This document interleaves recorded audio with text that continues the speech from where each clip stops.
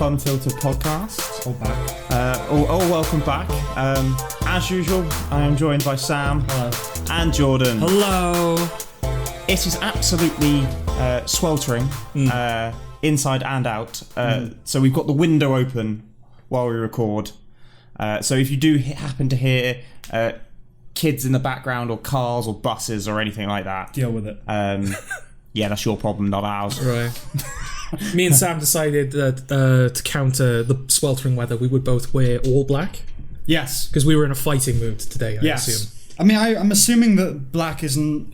It doesn't matter, if you're not in the path of the sun, right? Is that how it works? I don't think black is naturally, heavier on you than Well, no, it's that it colours. absorbs heat, right? That's the problem with black. Yeah, but so if the sun's on you... I don't think black absorbs heat, naturally, right? I'm not entirely sure. I always thought if the sun was on you, it soaked it in. Right, okay. Rather than just any heat. I see, okay. Yeah. It's good for hiding. It's good for hiding the sweat, I find. Black. Yeah. It's also slimming, isn't it? Yeah. Whereas I'm wearing some very, very light grey shorts. Yeah. And a blue t-shirt, which still shows it. And flip-flops. And flip-flops. I came in flip-flops today. Yep. Walking up a hill in flip-flops. Yeah. Horrific decision on my part. Just walking up a hill, Just need to cut that in general. And having had 5 beers between sort of 3 and 5 this morning. Your pre-podcast beers, was it? I was on a half overnighter. It was shit. A half overnight. So I came in. It was like a close, but then I only had to be until. The idea was I was only going to be until 3 a.m. because we were having something in to come and do some cleaning, and it just didn't show up.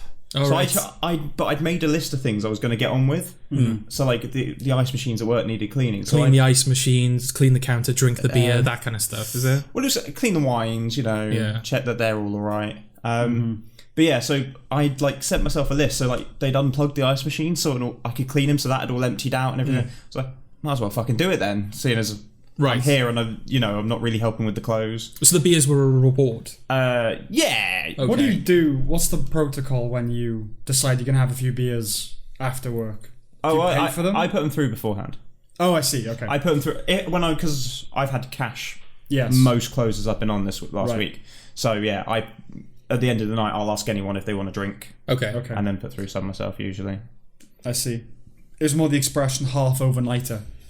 Yeah, I don't know what that means. Well, yeah. Half an all night. Yeah. It's just a night shift. Yeah, anyways, evening into the early hours because most of the closing team were gone by 1 o'clock. Right. Does the money from this podcast not keep you afloat? We're not making money. No? I thought the bar work was just supplemental. I mean, if anyone wants to sponsor us, we haven't done that in a while. So no, that's true. We have more. Bring back a classic. Yeah. Come on, Pepsi. Pepsi Max. I haven't got it today, but I've been really into my smart water because I need to get those electrolytes smart water, at work. Yeah. It's smarter than regular water, right? It's intelligent. Yeah. Have you ever seen a can that hasn't said only to be sold as part of a multi-pack on it? I feel like I see that on every can that I buy. Have you just given away that you only buy multi-packs? No, that's my point. No. It's even buying individual cans. They'll say on it only to be sold as part of a multi-pack. Oh, I've never seen it on individual cans. Haven't you? No. Okay. You can buy. Yeah. Because I'm assuming they'll buy multi-packs and then just sell... What was I saying? Cheaper places will, corner shops. Yeah, your corner shops will. Yeah. So that's illegal then, what they're doing? I guess. Why is that a thing? Only to be sold as part of a multi-pack? Yeah, are the companies that bitter? They're like, no, if you want to sell individual cans, you will buy them individually. Imagine if it's because there's a slightly different ingredient or something. I don't know. I think it literally is Pepsi just... Max just suddenly gets a different thing. I think it's literally just, we can make more money if we claim these are multi-pack only. Because genuinely, what is it? Well, why? Because obviously people are buying the multi-packs and are then deciding to sell them individually. Yeah. I mean, you would make more money selling them individually. Yeah, you would make more money, but Pepsi wouldn't, because Pepsi is selling them to you at a higher price. Yeah, but you are buying the multi-pack. Yeah. So whatever you're doing, you're either selling it for the same amount of money or you're selling it for more. Yeah. I wonder if there's nothing they can do against falls into the same category as milk and long life milk. Because when individual cans usually are meant to be refrigerated from the off. Yeah. Whereas your multi-packs can be kept in the cupboard.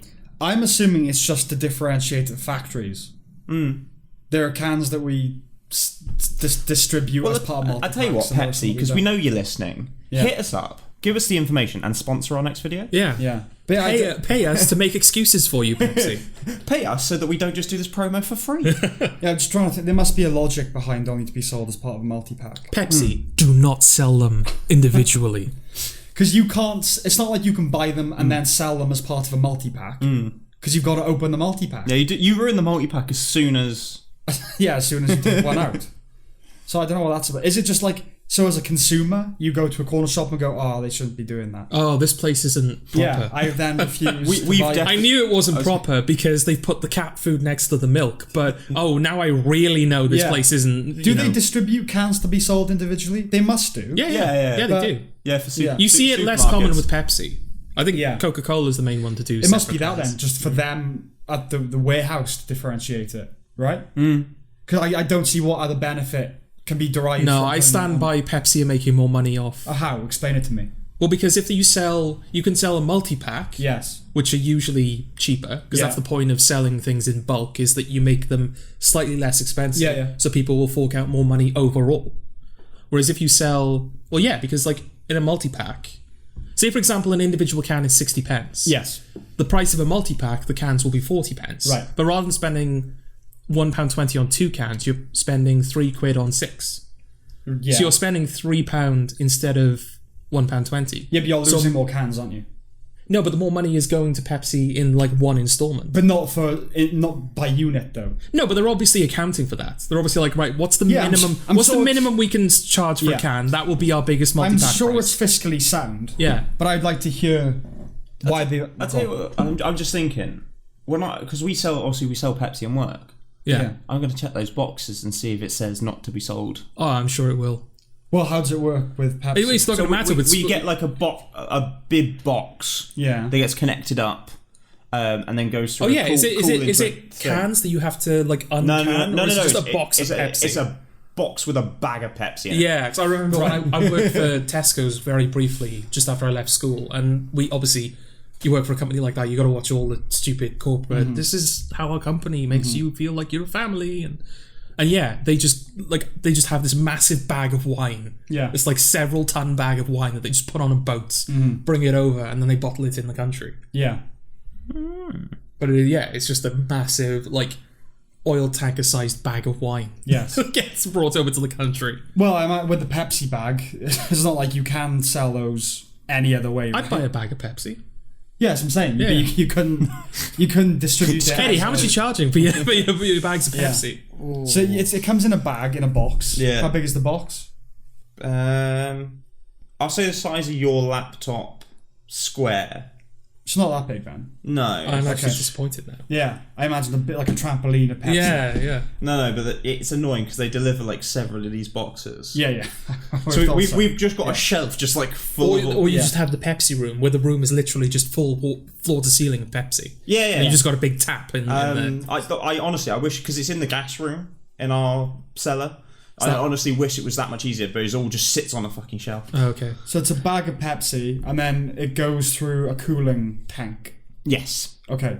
Goes into a fridge. And goes into the cooling tank, and then comes to the bar tap. And gets mixed with water. Yeah. Like everything in spoons. Yes. Yeah. Good. I'm glad you're admitting it. It's pretty watered down. That's me getting the sack tomorrow. It is rare that I have a drink. A soft drink at spoons, and it tastes like the thing it should. Well, it's weird, isn't it? It's like those kind of like things that people know or people think they know the companies do. Like we all know that spoons waters down their drinks because you can taste it. Yeah. We all know that the carnival machines are rigged at carnivals and whatnot. But then you have like the other side of the coin where like people are convinced that at the petrol pump they always add a penny on when you're not looking. No, that's silly. I worked in a petrol station for 6 years. I can confirm we don't do that. Well, the biggest thing with the pub, and I've met a lot of people that think staff do this, and it is definitely true, is underpouring your drink. Like, if you're having like a spirit, and people ask for a double, the amount of those that get underpoured is ridiculous. Consciously? To conserve spirit? Sometimes. Yeah. Sometimes. Like, I mean, if someone's a dick... You ain't getting a double. You ain't getting a double. I mean, I have sold pictures which were meant to have like 2 doubles of everything in and had 2 singles in and just filled it up with juice, but they were that pissed they didn't notice. I had a friend who worked, I think he doesn't work at McDonald's anymore, but he works at McDonald's, and he came out as gay like not long before he started that job. And after coming out, he started to... Be gay. Yeah, he didn't hide it as much anymore. So you could tell from a distance, whereas before it was a bit like, oh, is he? But no, you could tell. But yeah, there was one time where he was serving a customer at McDonald's, and he gave them like their chicken nuggets. And they were like, I don't want these chicken nuggets. You've had your hands on them. Yeah, but they just intuited that he was a homosexual because of his manner. Yeah. I mean, they're like, I don't want your gay hands touching my chicken nuggets. I don't want your gay nuggets. So what happened? I mean, I don't want anyone's hands really touching chicken nuggets. No, exactly. But certainly not now. Especially not the The reason I brought that because you were saying about like, customers being dicks, so we like underpour. Like they call for the manager. So like, I don't want this gay serving my food. Bring me the manager. So the manager came along, learnt of the situation, just took like his box of chicken nuggets and just punched it. Like squashed the chicken nuggets and just went, there you go. Did the person explicitly say it's because he's gay? And I think so, yeah. Okay. See, I kind of admire the gumption. I was just saying, this isn't for me. Well, considering the social cost now to... Well, I mean, this was... it wasn't 1980s, was it? Well, no, it was like 2013 to 2014, Even then, I think. just the social cost of being openly racist or homophobic is so big. Well, where people like it, like, fuck it, I'm going to do it anyway. You've got to admire it a little bit. I mean... Admire is a strong word. No, admire that. Not admire anything else about it. Look, yeah. I have, like, said it before, like... So there's a guy who works in my pub, there's a black guy. Mm-hmm. I have said, I've always admired that he probably gets more respect from the customers and everything than most of us do. Right. Like, you can get called any name, and I've, like, the respect he, like, gets, and he's an absolute class lad. What do you mean? Are you saying, like, the customers are on their best behaviour? Yeah. No, but, like, are you talking about, like, the way that the reaction in McDonald's? And I've always said, like, he is an absolute top lad, and he's funny as fuck. But yeah, like, he gets more respect from customers than we probably do. Maybe it's just because he's better at dealing with customers than you, Eddie. He's not. Give the man some credit. Why'd you have to make it about race all the time? That probably is part of it, though. Yeah. You're going to be yeah. slower to slag off a minority. Yeah. Even if it's got nothing to do with that. I find myself, it's rare because we live in Ponty, but when I'm in the company of a person of colour, my mindset is always, like, don't even orbit addressing it in any way whatsoever to show how little it matters. But I hate that there's even that. I'm not tiptoeing. That it's a thought. Yeah. You have to... I'm not tiptoeing at all. Like, at all. Because I know I'm not a racist. Yeah. So I'm not tiptoeing. But it's more like you enter a mindset of, you have to really not address it. Yeah. You know? Yeah. Because it's that unimportant. Your liberal credentials is... I feel like, those liberals who are like... you're black, you're so brave. That is much worse than someone who doesn't address it at all. So yeah. I'm kind of in that, That saying alone. You're black, so you're so black. brave. Yeah. It's just the way you, like, it gets said. Yeah. So brave. It's patronising. It is, yeah. You're so brave. Why? Yeah. What have I done? I fucking hate the word brave. Yeah. Yes. It's like tolerance, isn't it? Oh, I'm tolerant. Like, surely... Like, tolerance implies, I put up with them. Yeah, you should be accepting. Yeah, not tolerant. Yeah. I can't remember where this conversation stemmed from. I've completely forgotten. Watering down Pepsi. Then we got onto race. It's like, let's get away from that. I completely forgot. Yeah, we committed what would be considered like one of the greatest taboos now. Because we knew he was gay before he told us. And we tried to force him into coming out.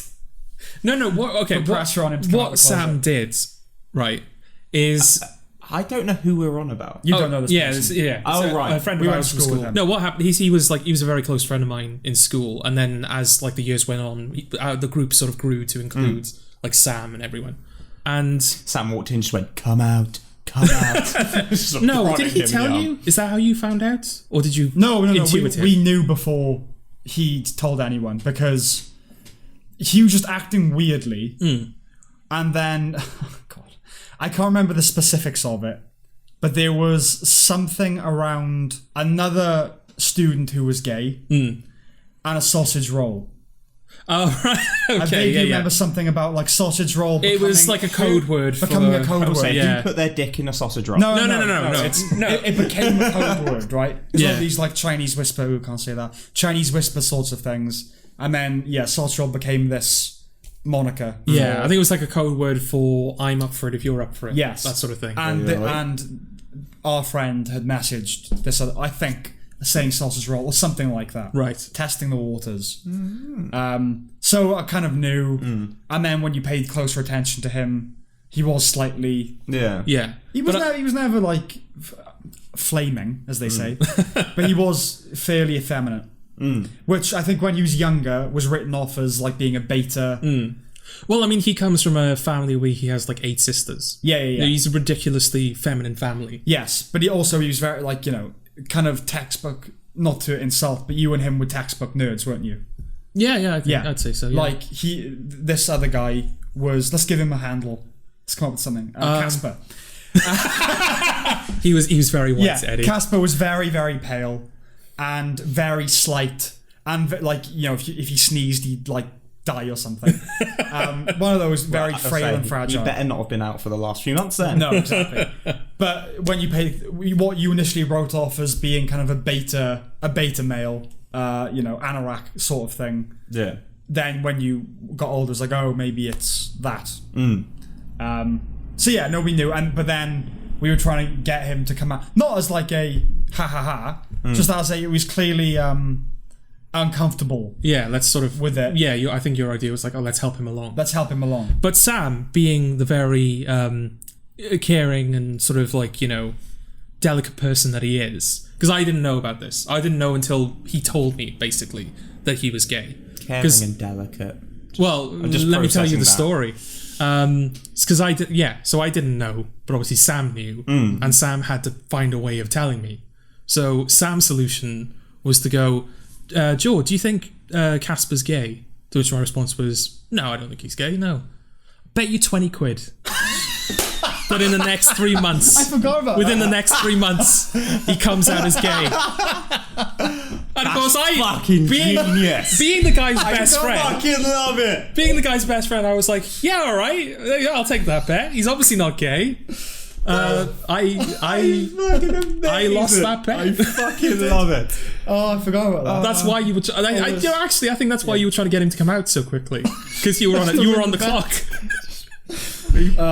That's pure capitalism, isn't it? Just betting on sexuality. Yeah, brilliant. Well, it's not just that; it's that he knew he was right. Yeah. So it was just a matter of proving it. I can't remember. I don't think he. I can't remember if he told me. I honestly, I know that I had a house gathering. I think you were there, George, right? Yes. You, this, and a bunch of other people, and Casper, and we all knew. Oh no, you must not have been there. Because we all knew before he told us. Oh, right. And we were trying to get him to... Jordan's just realising now that he knew the last. We were trying to get him to confess it. Okay. And he wouldn't. Oh, yeah, I must not have been there then. Yeah, and we were like, it's okay. Like I said, I don't want to make it like, yeah, fucking come out. It was like it's cool, it's us.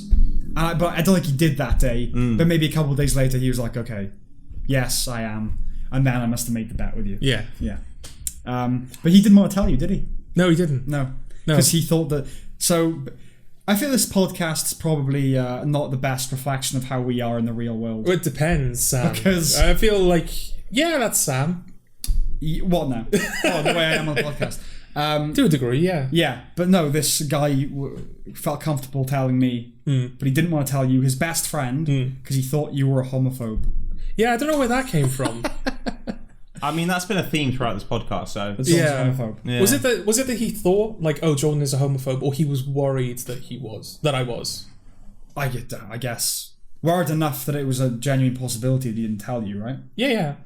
What reason? Yeah, because when he told me, he said, that's the reason I not told you for so long. I was like, no, why on earth? What reason did you give him, George? There must have been something.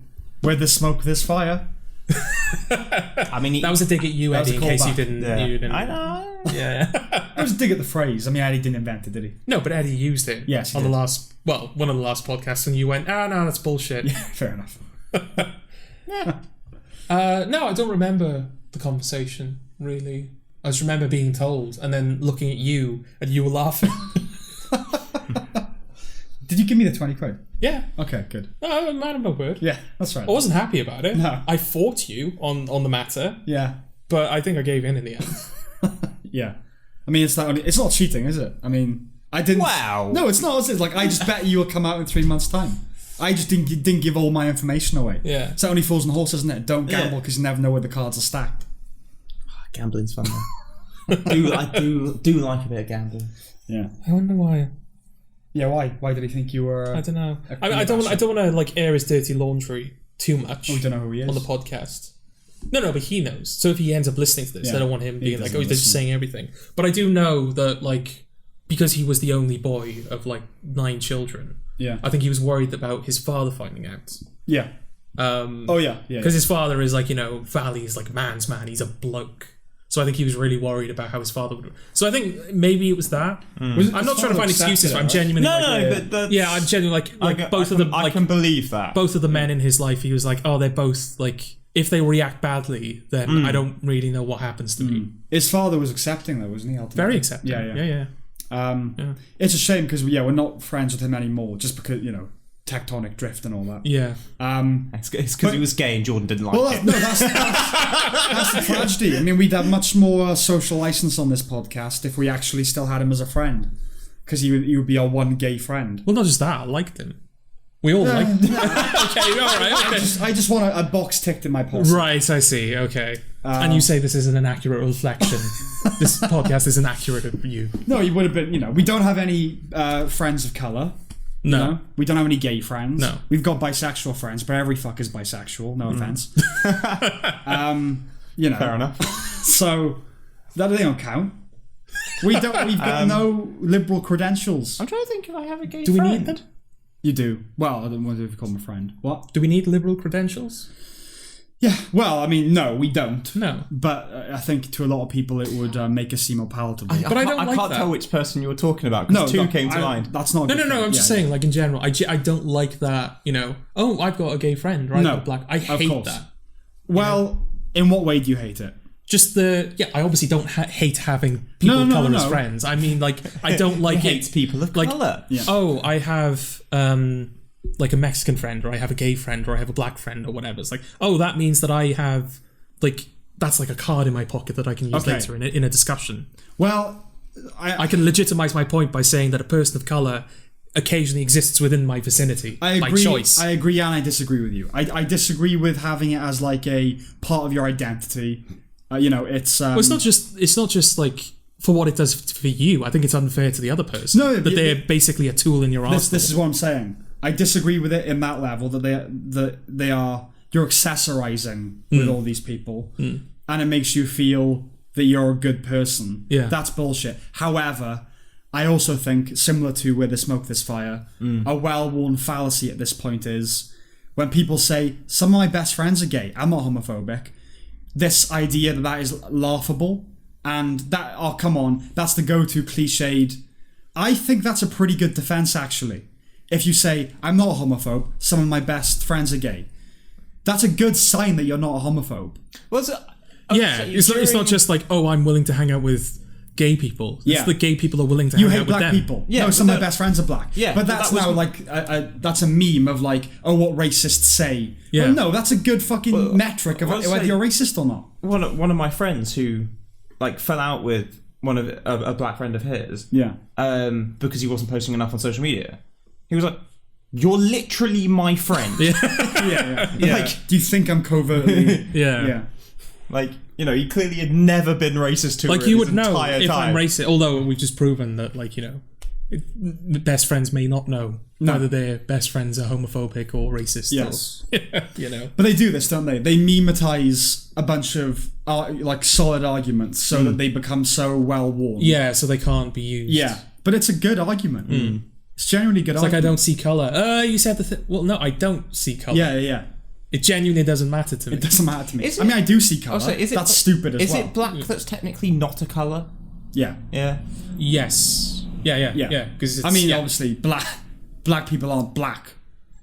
But not, are they? No. We're not white, are we? We're sort of like... They're brown. Pinkish? Pinkish, yeah. No, well, because genuinely, it was like a thing of... Someone pointed out that brown is just dark orange. And I was like, oh... But every colour's just dark or white. Yeah. Something, no, but you know when you're just Black is just dark white, Eddie. Yeah. no. But like the brown being just dark orange, genuinely was like, oh fuck. Yeah. Genuinely sort of. Opened your eyes. Blew your mind. Okay, how? Genuinely, how does a black person being dark orange make you... How does that expand your... No, the fact that the colour brown is just that actually... fact. It's just... Yeah, the fact that... Oh, brown is dark. I see what you're saying, okay. Just that fact, because I just was like, brown's brown, and then... Yeah. Yeah, Terry's chocolate orange, like the wrapper and ink contents are basically the same colour. Let's blow your mind. That genuinely is just like, the wires of my brain just went wrong. When you bite into a Jaffa cake, it's like it's sort of the same thing. Yeah. Oh my god, it's all just stardust. Yeah, Jaffa cakes. Stardust eating stardust. Yeah. Oh, I'm going to do Jaffa cakes when I get home. I've got some here. Can we have Jaffa cakes? No. Oh. No, you can't. Why? If I had an infinite amount, then you could have a few. Okay. But I've only got one pack. Biscuits and a cup of tea on this podcast would bang. I love it. I've got biscuits and I've got tea. You can have tea and biscuits if you want. Can we have... Jaffa cakes a biscuit, right? It's not. This went to court, right? It did, yeah. And it was determined that they are cakes. Oh, right. Can we have tea and Can cake? we say that it is... Wait, a Jaffa cake's a cake? Yeah. No, just like, that's what No, don't be like, well, yeah. Like, no, we went to court over this. Yeah, That's how uncertain we are as a species. I think the reason that it's a funny story that it went to court is because it's such an obvious... It needn't have gone there, is right. the point. Okay. Because the reason that story is funny is because I know people say, well, it's called a Jaffa cake. It's a cake. That's not, you can't call something a thing that it's not. So that's not the best argument. But the ultimate proof in court was this guy just went, well, biscuits go soft when left to their own devices, and cakes go hard. And Jaffa cakes go hard. Thus they are cakes. Oh, I quite like that. Yeah. I quite like when that. it is that simple. Yeah. Right? So it's kind of, that's why it's such a funny story, because like they had to go through the rigmarole of a tribunal. It was to dodge tax, right? That's why it eventually went the to reason court. that you had to go to court was because, you're taxed differently for cakes and biscuits. For some reason. When you eat a Jaffa cake, how do you eat a Jaffa cake? Either just traditionally, so like half and half, or if I'm feeling particularly indulgent, I eat all the cake bit, take off the chocolate and just eat the Jaffa. Do you do that? The chocolate It's is not the just worst bit. me. I don't think that's accounted for, because they started putting like on the box something like the full moon or the half moon, like the way that you eat a Jaffa cake, where it's just like you do it all in one, or you bite into it so it looks like you a need half to moon. account for. But no, it doesn't account for the, what would you call that? The If like unpeeling? if I like don't a know. big bite out of it is the half moon, what is the eating the cake then eating the Jaffa? Okay, so there's 2 bites for the cake. The stripper? So, well, hang on, and then you kind of extract bit by bit. Sometimes it comes off in like 2. That's The very disembowelment? satisfying. No, it's not disembowelment, is it? It's kind of it's disintegrating. It's fractionating. It's The fractionating. the fractionating. Yeah, the fractionator. Okay. Well, I'll think of something.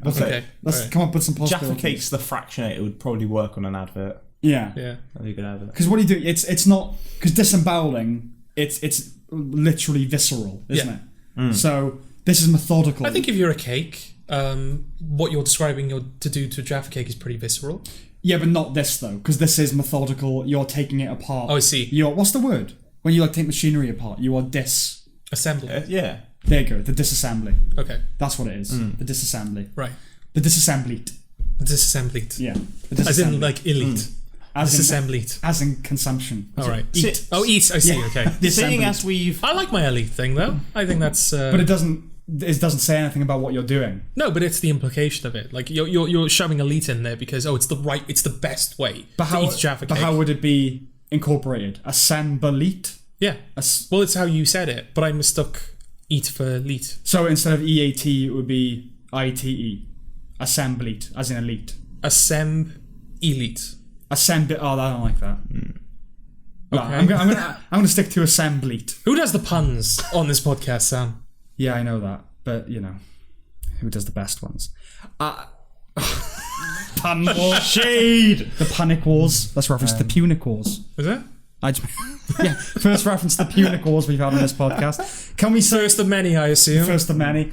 It's the very rarely have I evoked. This is the official position of the Funfiltered podcast. Maybe twice I've done it.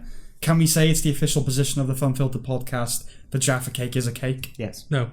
Yes? Yes. We can say that. Is that the right answer? Yes. Oh, well then, yes. Okay. Yes, it is the official position. Okay. Class. It's a cake. Okay, Oreos. They're biscuits. They're not a cake. No. How are you eating an Oreo? I don't eat Oreo. Don't like Oreos. Do you not? No. I've gone off Oreo. I like Oreo in like when it's in chocolate, like Dairy Milk Oreo. See, I eat them now if I go like abroad. Yeah. Because you get all the different like random Yeah, flavors. you could get like the white chocolate ones. Love my life. mint are my favorite. Mint Oreos are quite like mint anything I like. That's fair. I like mint. I'm a big fan of After Eights. I like After Eights. Yes, Matchmakers. After Eights are one of the very few dark chocolate products that I'll eat. Same. I'm not a dark chocolate person. I like dark chocolate. Yeah, I'm not a fan of dark I had chocolate. white chocolate and mint because you recommended Hotel Chocolat Yeah. during our Christmas episode. So I had the white chocolate and mint. They're reopening Cardiff. I'm really happy. It was all right. Oh, fuck you. No. I'm talking about. I'm talking about the combination of white chocolate and mint. okay. It's a strange because obviously white chocolate is very sweet and creamy, and mint is quite an intense taste as well. Minty. I want to check if they did do a white chocolate with orange. And I want to see what that tastes like. I don't know. Because I don't know how I would feel about that. Like, I quite Well, like. I don't. I like orange like chocolates if you get them in like what is it, Quality Street or Heroes? Yeah. I like those, like the strawberry ones. Orange and mint. Yeah. Those are your go-to chocolates. Anything orange, anything mint. So yeah, orange and strawberry in mine. Because I'm a big white chocolate fan. Yeah, I like white chocolate. So I want to see if they've still got the orange and white chocolate. I rediscovered Milky Bar buttons not so long ago. Yeah, they're good. It's a revelation, genuinely. Yeah. I've recently taken to chocolate covered peanuts. Oh really? Yeah, they're nice. I can't do nuts. The raisins I are like the best that. ones. Yeah. Yeah, I like raisins. I can't do Chocolate nuts. raisins are wonderful. Yeah, brilliant. Okay. Let's talk more about chocolate. Yeah. An area I know. An area of I mean, expertise I do for me. have a weird question. Okay. Which it's about cake. There are no weird questions about cake. No, because it's to do with wedding cake, and I don't know how much you lot know about wedding cakes. Ooh, this. You know, you're not married too, as well, Eddie. That's not what. Like, I'm finding out about wedding cakes because I'm like, my sister's getting married. Right, I was going to say, what have you not told us, Eddie? July 7th. You're announcing your engagement. July 7th was like Next year. a month ago. Yeah, next year. Oh, right, okay. Yeah, You got married on July 7th, or you're going to get married on I'm getting July married on July 7th. Okay. I'm going to have a dress. It's going to be wonderful. 7th. Okay. What's the name of your betrothed? Quentin. Oh. It was the first name that came to mind. Oh dear. Is that Quentin from fucking Sam's Tinder? You bastard! Hang on, is Quentin like a fucking, like Madison? So it's a girl, but she was born after the year 2000. What medicine is in a name? Madison. Madison. I don't think so. Medicine. Yeah. My name's Medicine. Medicine I make Smith. people There is better. definitely someone called Medicine. Oh yeah, Yeah, absolutely. Oh, that's Yeah. So is it a male, or an old man, or a young girl? it is. He's 90. I'm in his so will. marrying for his money. Then. Yeah, I'm in his will. It's class. What did he do for a living? Stock. Stock. He sold stock cubes. Yeah. Oxo. You need to be Yeah. selling them for 90 years to make any money whatsoever. Quentin Oxo. It's Quentin. Okay. But yeah, no. Obviously, there's weddings going on, so I've been discussing cake. Yeah. What kind of cake would you have if it was your wedding? Jaff cake don't count. Does that just? No. Oh yeah, it's a big old jam cake. No, like a proper cake. Well, that's what I'm going to ask. Are you basically just asking what our favourite cake is? Because surely that's what you'd have at your wedding. You would just have like a souped up version of your favourite cake. My sister, they're talking of having carrot cake as their wedding cake. Oh, I like carrot cake. That's not a bad idea. I mean, I'm a big fan of like fruit cake. Yeah, like Christmas cake. I really like dense cakes. I can't be doing with Victoria sponge. Pansy cake. Yeah, it's just there's too little of it. Like you bite into it and half of it's just air. I can't be doing with that shit. That's the thing with the Victoria sponge though. Like, I like a Victoria sponge because it's easy to make. Yeah, well, it's like an omelette, isn't Yeah. it? Like, I'll just throw one together now because I'm bored. It is quite disappointing. Yeah. I'm not a big cake guy, really. Traditional marzipan, Yeah. Not a chocolate. I like chocolate cake, but I wouldn't have a chocolate cake. Well, I mean, Black Forest. I'd have a Black Forest Black cake. Forest Gatto. Yeah. Gattox. That I would definitely have. That's maybe that. Carrot cake, Black Forest, Christmas cake. Those are like my top I three. grew up with Black Forest Gatto, so I'd probably have, if it was my choice. Every I'd Christmas, have that in my way. Costa do Black Forest Gatto hot chocolate. Yeah. It's the only time I ever go to Costa. It's whenever they got those out in force. I like a good Costa. Yeah. There's one near work. Obviously, it's open again now. Oh yeah. So like, I keep walking past it, just like picking one up on my way to work. Yeah, it's dangerous. Yeah. I like those. It's kind of half biscuit, half cake. It's those like mallow things on a bit of biscuit. I'm not a marshmallow. Well, the mallow guy. stacks. Yeah, it's like, it's like a sandwich. Yeah, I know. Yeah. But I'm not a marshmallow guy. okay. I've never really. See, I do. It's like cotton candy. I've never really gotten around. I do like Candy floss. Yeah. You're British, for fuck's sake. That's how little I know. That's how little I You care have about candy it. floss. You go to Blackpool and you have fun. That is it. Bitch. That's how this goes. Yeah. Yeah, I used to eat like flumps a lot as a kid. Yeah, I had flumps. A lot of big fan of flumps. But like I really like having like marshmallows. Like I used to have them like over like fires, like festivals and stuff. I like having S'mores. Maybe that's why I've never really been like I've never been camping. What's camping? I've never been camping. I've never been to festivals. I've never been in traditional environments where you would have marshmallows and s'mores and all that. You never had fun. If you count camping as fun, then sure. Yeah. You know, Hey, that was my childhood. point proven. Yeah, that's fair enough. Yeah. Yeah. But yeah, no, just like it's a genuine like curiosity because I was like we were having this conversation about what my sister was going to have and I was like, do you know I've never considered like I just assumed you got a cake. It's just the wedding cake. That they sell, it always is though, isn't it? You very rarely see anything non-traditional. It's always just that tiered white pink thing. Well, I mean that's just the frosting, isn't it? I'm assuming like the cake underneath you can customize it to a degree. Yeah, but it is usually just marzipan, right? Well, that's the stuff they put over the top. Is it? Yeah, the cake inside. I'm not too sure. I think it's just like a vanilla cake. What's cake? Where like most birthday cakes are. What is that cake? Vanilla cake, I think. Vanilla cake. Madeira cake. Madeira cake. Madeira cake. That's it. Yeah. Yeah. Sorry, that's what I meant. Yeah. Yeah, just that. I would assume. Yeah, marzipan on Madeira cake. But no, carrot cake's a good shout. So they get me excited for the French Dispatch. Yeah. Do you think of that when you think of Wes Anderson? Cakes? Yeah. That's like his whole visual architecture. It's just cakes, isn't it? Okay. We done with cakes? I think we're done with cakes. Oh no, we're off food now. Our food. So, McDonald's. Well, we'll go to another topic that I know a little bit about. Video games. Oh, God. Well, no. You got... Why? Go on. Are you going to talk about Doom again? I'm not going to talk about Doom again, although they have announced the first DLC for Doom. Which I'm somewhat excited about, because it's more Doom, but there's no longer... Mick Gordon's no longer a part of it, which is a genuine shame. Oh. No, it is. You just came across as a dick then. You didn't even realise it. Didn't even know who it is. It was the composer for Doom. It was an interesting little story, actually. I don't think I mentioned it. But like he is obviously the composer for Doom. Yeah. And the soundtrack was supposed to come out with the collector's edition. Yeah. But it didn't. It was delayed. And then when it eventually came out, a lot of people noticed that the mixing of the tracks wasn't up to par. Right. So they sort of dove into it, and they saw that some of the tracks... Dived. Americans say dove, we say dived. Is it the same as hang or hung? No, that is... those are different meanings, whereas dove and dived is just a national thing. Okay. Yeah. What's the difference between hanged and hung? So something is hung when it's been hanged. Okay. You are hung. No, I'm not. Well, to some extent. Maybe not well hung. But you are. Yeah, alright, fair enough. Something is there, right? Something's hanging. This is becoming a very confessional podcast. You're confessing that you have a vajayjay as well. Yeah. Look, you wanted me to speak more because I didn't say anything last time around. It sounds wrong. It's going to sound like they hanged the guy. Yeah. Yeah, exactly. Like, that's why people say hung. Yeah. But it's, I know what you mean. No, I was just saying, because it'd be weird if you were like, oh, I'm well hanged. Yes. Yeah. Yeah. Mate, I'm well hanged. It does sound... I'm well hanged. Yeah, exactly.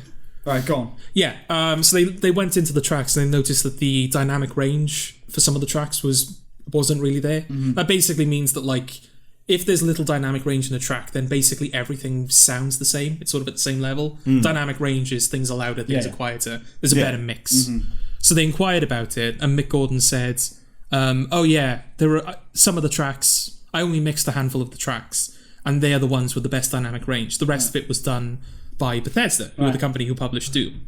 So of course everyone was out in force, like, how dare you, Bethesda? Let Mick Gordon finish. We'll wait for the soundtrack, but let him finish his work. So that was the case for a week or so, where everyone was like, fuck you, Bethesda. And then Bethesda came back and said, well, actually, we gave Mick Gordon several extensions to his deadlines. Right. He didn't hit any of them. Right. So we mixed those tracks out of necessity. Yeah. Because we'd already delayed the soundtrack. We couldn't delay it any further. Yeah. And the guy who had mixed those tracks, he only had access to the in-game music, which is compressed in order to fit onto the disc. Yeah. Which is why it sounds so shit. Mm-hmm. It's not his fault. Mm-hmm. And also, Mick Gordon said, I didn't mix the compressed tracks, where it turns out that he did. Mm-hmm. So it turns out that Mick Gordon was actually the person at fault. Right. And as a result, because the guy who mixed those tracks was getting so much abuse from fans, Mick Gordon and Bethesda have now parted ways. Right. So he's no longer working on the soundtracks. Mm-hmm. So it's an interesting... You don't hear that What was often. the interesting bit? Sorry, I'm just being a dick. You are being a dick. Yeah. So he's the guy that worked with Bethesda? Yes. So is he the guy that does the stuff to do with Fallout as well then? No, I think he's done Wolfenstein. I think he works with id, and id are a company owned by Bethesda, but he's parted ways with id. But yeah, like usually it's like, yeah, the company are fucking over the artist. But in this case, it sounds like Mick Gordon wasn't really rising to the occasion. I honestly think it's probably half and half, right? I will say there was like in the statement that Bethesda released, they said at the time that Mick Gordon, at the time that it was announced that he was doing the soundtrack, he wasn't actually contracted by us to do the soundtrack. Mm-hmm. So I think that implies that he started work on it a lot later. Right. In which case, surely it was Bethesda's responsibility to get him contracted in time. Right. Bless you, Eddie. Corona. No, I mean, I think a lot of these disputes, maybe it's even 75% artist, is because companies, there's an infrastructure, and so they're usually classier, and they don't dish that stuff out. What's the thing? It's like, it's not working out with an artist. Yeah. It doesn't work out. An artist say, oh, fuck the man, or whatever. And they'll just be like, we're not going to comment. Yeah. We're not even going to say anything. Because, we know artists. Yes. And they're hard to work with. Oh, yeah. They'll miss deadlines, and then they're like, oh, you didn't give me enough support. It's like, dude, we gave you like all these we tried to be supportive as we could. Yeah. At the end of the day, we are on our own. We have our own pressures. Yeah, no, like I like Miss Gordon. I like Mick Gordon. I trust Mick Gordon, and he's definitely a perfectionist because he basically invented like a subgenre of music when he made the Doom soundtrack. It wasn't really like anything that had been heard before. I don't trust Bethesda, but I trust id. The company that he was working for. Like that game... What's his name? The game director, not the gay. The game director. Marty something, I think he's called. McFly. He's not Marty McFly. But I really like him, because he's like... with like video game companies, there's all like... they'll show off like this really polished, like pre-played demo of the game, and they're like, oh, it's a world like nothing we've ever done before, and it's running on 10 gigawatts of memory and all that kind of bullshit. Whereas Marty will just go to He'll go to a conference. Marty. He'll play the game live, and if he fucks up, he's like, if the game like fucks up or glitches, he's like, oh yeah, that's not supposed to happen. Right. Sorry about that. Nice. We'll sort that out. He's like, there's no bullshit with them. So I believe it when they say like, we gave Mick Gordon the chances. Right. So it's the interesting thing, if you couldn't glean from this, the interesting thing, Sam, is that the artist seems to be the one in the wrong here. Right. And you don't often hear that. It's usually the company screwing over the artist, not the other way around. But we're not. My plan wasn't to talk about Doom. No. You got me talking about Doom. Well, so it's your fault. I didn't. No, you did. All right, so it's your fault then. Okay. Yeah. Take responsibility, Eddie. No. This is 2020, and I'm the person that's saying I don't take responsibility. There you go. You heard it here first, folks. Eddie doesn't take responsibility. No, I fucking don't. No, the thing that I wanted to bring up is I'm noticing a sudden increase, and it's possible that this is a trend that's been building for a while, and I'm just picking up on it now, but I'm noticing an increase in games that allow you to pet animals. Okay. And I'm not talking about like, Are we talking Animal Crossing? No, I'm not talking Animal Crossing Sims, like games where you would expect to pet an animal. I'm talking about games where petting an animal isn't really part of, like you wouldn't expect that in the game. There's been a sudden increase in that. Okay. So for example, Go on. I have examples here, unless you were going to say something. Oh no, I was going to say is I've been playing Fallout 4. Okay. Because I actually got around to playing something else on my PlayStation other than The Sims. And also you get a dog in Fallout 4. Yes. Now, I'm only so far into it. Am I meant to feed the dog? Because I can pick canned dog food up. Yeah. But the dog never... I'm giving the dog a stim pack. So I'm drugging the dog. But he never eats. I'm the wrong person to ask. We'll say you're one of our friends. He's a big Fallout fan, but I didn't get that far into Fallout. I just loaded the dog up with all my inventory items, and then I shot him by accident. That's my history with Fallout 4. Yeah, it's not as good a story. I am disappointed. Yeah, I think a lot of people were. I probably should have gone to 3 or New Vegas before I went to 4, because 4 has just put me off ever trying out the other ones. And basically. then 76 was shite. Yeah, let's not talk about that. But like with Fallout 4, for example, even though that's not like a petting simulator, like you have a dog companion, so it's plausible that petting the dog would be something you could do. There's like a horror game that came out last year called, it was Blair Witch. It was based on the Blair Witch film, in which you have a dog companion, and that's one of the things you can do is pet the dog. But there's like, for example, there's a game that just came out called Ghost of Tsushima, which is a samurai open world game. And one of the things you can do with that is if you find a fox in the world, you can pet the fox, and like the fox will lead you to shrines that allow you to upgrade your character. But you can pet the fox. There's a horror game that came out last year called Made of Skur, I think. It's Welsh, so I don't know how to pronounce Skur. Spell it. S-K-E-R. Yeah. Okay. Yeah. Well, there's no K in Welsh, so... Yeah.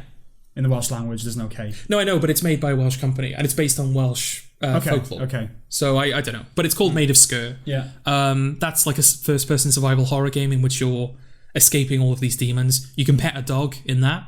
I think that's something that comes out of nowhere. Blasphemous, which is a 2D...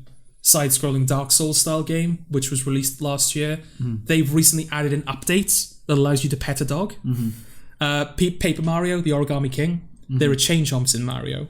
Right. Are you familiar with Mario? Okay. There are these things called chain chomps. They're basically just these like iron balls with like mouths on chains. Yeah. And they bark. They act like dogs. Right. In the Origami King, you can pet a chain chomp. Effectively, you're petting a dog. And then there's 2 games coming out. One's called the Pathos, in which you have an eagle companion. So you can pet the eagle. And there's another game coming out called Ghostwire Tokyo, which is this weird first person. We don't really know what it is. It looks like a game where you fight Japanese demons with like Dragon Ball Z magic. It's very bizarre. But they released a couple of days ago, they released a trailer exclusively dedicated to the feature of petting a dog. Like that's what the trailer was selling. You can pet a dog. That's what we're doing in this game. Do you know what I blame? I blame Nintendogs. The game on the DS. That's a while ago, isn't it? Yeah, that's quite a while ago, mate. I mean, I had the game. Don't get me wrong. Or something? I mean, The Sims. Like, there's loads of places where dog petting could have come from. Although, again, with Animal Crossing blowing up. But then again, do you pet... Because you are an animal in Animal Crossing. So do you pet other... Like, would that be seen as, like, you know... Get off me, pet on pet? Stranger. What the fuck are you doing? Well, can you pet animals in Red Dead too? Yes, well, I was going to say... I would expect that. From, you know, you can Can you do it in play... GTA 5? Well, you can play the your stock dog. market in GTA 5. It would be weird if you couldn't pet a dog. You know?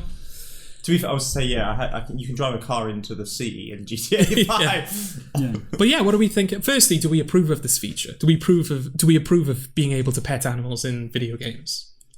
I mean, it's one of those things of... I mean, I don't particularly care. Okay. Yeah, Right. But they're doing it for a reason, which means it's probably because there are so many people playing games where they're like, oh, I can do this. Yeah, well, that's sort of why I brought it up. I'm curious to know why this is happening. Why are we seeing this sudden increase in petting animals in games where typically that wouldn't be a feature? Do you not think it's just coincidence? A hell of a coincidence, isn't it? Yeah, but it's not like, you know... Well, I mean, with Animal Crossing making, like... Because every... Then again, a lot of these games either came out or were quite far in development before Animal Crossing. Well, no, because Animal Crossing's been around for years, hasn't it? Yeah, but I mean the new one, because the new one in particular is like proper blown up. Yeah, but with games like that, if that's got popularity and they can see stuff going on with other games where they're like, oh. Also, I just want to say I've never played Animal Crossing, but I don't think petting is a feature in that. I'm just blaming it. I think Pokemon is a better like. Because there are recent Pokemon games in which, I think it's like Let's Go Pikachu, where the entire game, you're like, there's a Pikachu with you at all times, and you can pet the Pikachu. So I think Pokemon is a better, like, origin for the desire to pet animals in video games. But whatever, there will be a trend over the last few years before it's come, where they've gone, oh, okay, we can do this now.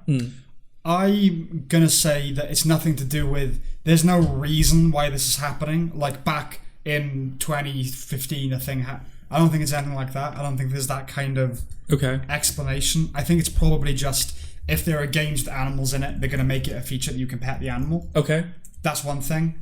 Broadly speaking, video games are simulations of achievement, aren't they? And increasingly simulations of life.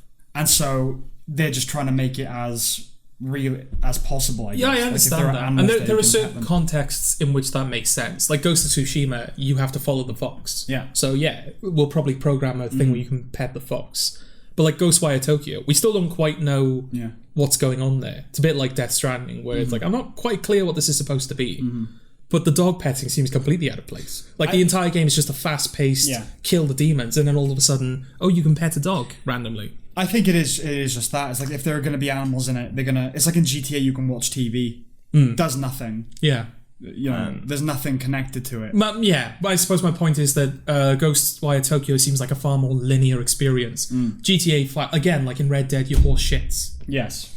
It'd be weird if you couldn't pet a dog. Whereas in Ghostwire, this is just a normal ass dog, and yet you're fighting like demon girls and like Slender Men, Yeah. There is a Twitter account called Can You Pet the Dog? Yes, this is where I got a lot of this information from, actually. Called Can You Pet the Dog? Right. Which just tells you the games. Well, there's that as well. Like there's a fucking Twitter account. People like dogs.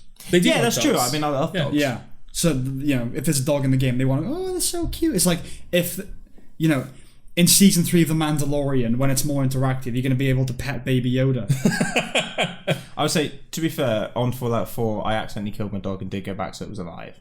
I kind of like let it die to a death claw, so I was like, nah. You both have accidentally killed your dog. No. So like, I was trying to get the dog to stay so that it wasn't going out. You made sure it did. So it wasn't going out to fight, but I pressed the wrong button of the thing, and he just ran off to go and fight the death claw, and the death claw just clobbered it. And I was like, okay. I think it was the first time you can get power armor in the game. I think you fight the death claw. Yeah, it's that occasion. Yeah, I was doing really badly in that fight, so I was like, right, I'll just let the death claw kill me. Couldn't kill me. Genuinely, I was there for ages just not doing anything. It just didn't kill me, so I killed it. You're a cockroach. Yeah. Thank you. I guess. The thing that annoys me... So after that, I just wandered around and I found like a little area to just... Obviously, because it's open world. Yeah. And I was like, I've got to go and do this mission. So I took the power armor off. I'd done the mission and then someone started raiding the place. Oh, right. The guy that I was helping stole my fucking power armor. I was like... My armor got stolen by an NPC, and I can't get it back. Yeah. So I was really fucking pissed off at that. Fallout 4. You brought up The Mandalorian, actually. We didn't talk about this on the last podcast, because we brought up the Emmy nominations recently. Yeah. Mandalorian's up for Best Drama. Yeah. What the fuck's going on there? Populism. It is just that, right? It is just that. I mean, the Emmys, God, they've never... Well, the memes. It's for the memes. Yeah, they are very rarely... Well, it's for Disney, right? I mean, it depends, because like the Oscars... are owned in part by Disney, or they're aired on the network that is owned by Disney, because they're aired on ABC, right? Which is a Disney channel. What? The Oscars? I don't know. I think they might change it up every year. Okay. So I feel like that's a thing that I've heard is Disney have a little bit of sway because they are a host company in a way. Well, I mean... I don't know how much of that is just conspiratorial thinking and how much of that is just... Well, it makes sense on a corporate level that Disney would be like, look, just give us something, you know? But they don't, do they? It makes sense, but they don't. I mean, apart from Spider-Verse, like, Disney win animated feature basically every year. Yeah, but that's it, right? I mean, like, Star Wars... I feel like Force Awakens could easily have been up for Best Picture. Because it was up for, I think, the Critics' Choice Award. Yeah, I think Free Solo, because Free Solo is National Geographic, which is Disney. Okay. So I think people think that was Disney sway. It's the thing, though, because these are still good... like documentaries. Yeah, how do you judge? Yeah, I don't know, but yeah, I don't think as far as the Mandalorian, I don't think we actually brought it up because it came out around the time that the Rise of Skywalker came out, and we talked about that. I don't think we talked about Mandalorian. No, well, I didn't. I watched 2 episodes, I think, and then gave it up. Yeah, I watched the whole thing because I wanted to get to the Bill Burr episode, and the Bill Burr episode was basically the end of the series. Yeah, the Bill Burr episode, Billy Bear. But yeah, it's basically the end of the series, so I just watched the whole thing. Yeah. No, yeah, I've seen. Don't shake your head at me, Eddie. You've done reprehensible things as well, I'm sure. Well, obviously. Yeah. But don't judge me for watching The Mandalorian. Okay. It didn't look good in the trailer. I've watched it all now. I watched it all. Oh, you're both bad. It's not to enjoy it. I would say no. To be fair, I expect it of you. You watch fucking everything. Yeah. I expect this kind of reprehensible behaviour from Sam. Yeah, actually, better if you do it. Yeah, no, it's a 4-episode season that's 8 episodes long, right? Yeah. I mean, I got to keep my finger on the pulse, you know. The Mandalorian, yeah, it's up because the Emmys have occasionally rewarded shows that deserved it. Yeah. But they mostly don't. Yes. Game of Thrones, it won consecutive Best Drama Emmys for its 5th, 6th, 7th, and 8th seasons. Was it the Emmys where the cast can vote for themselves? I don't know.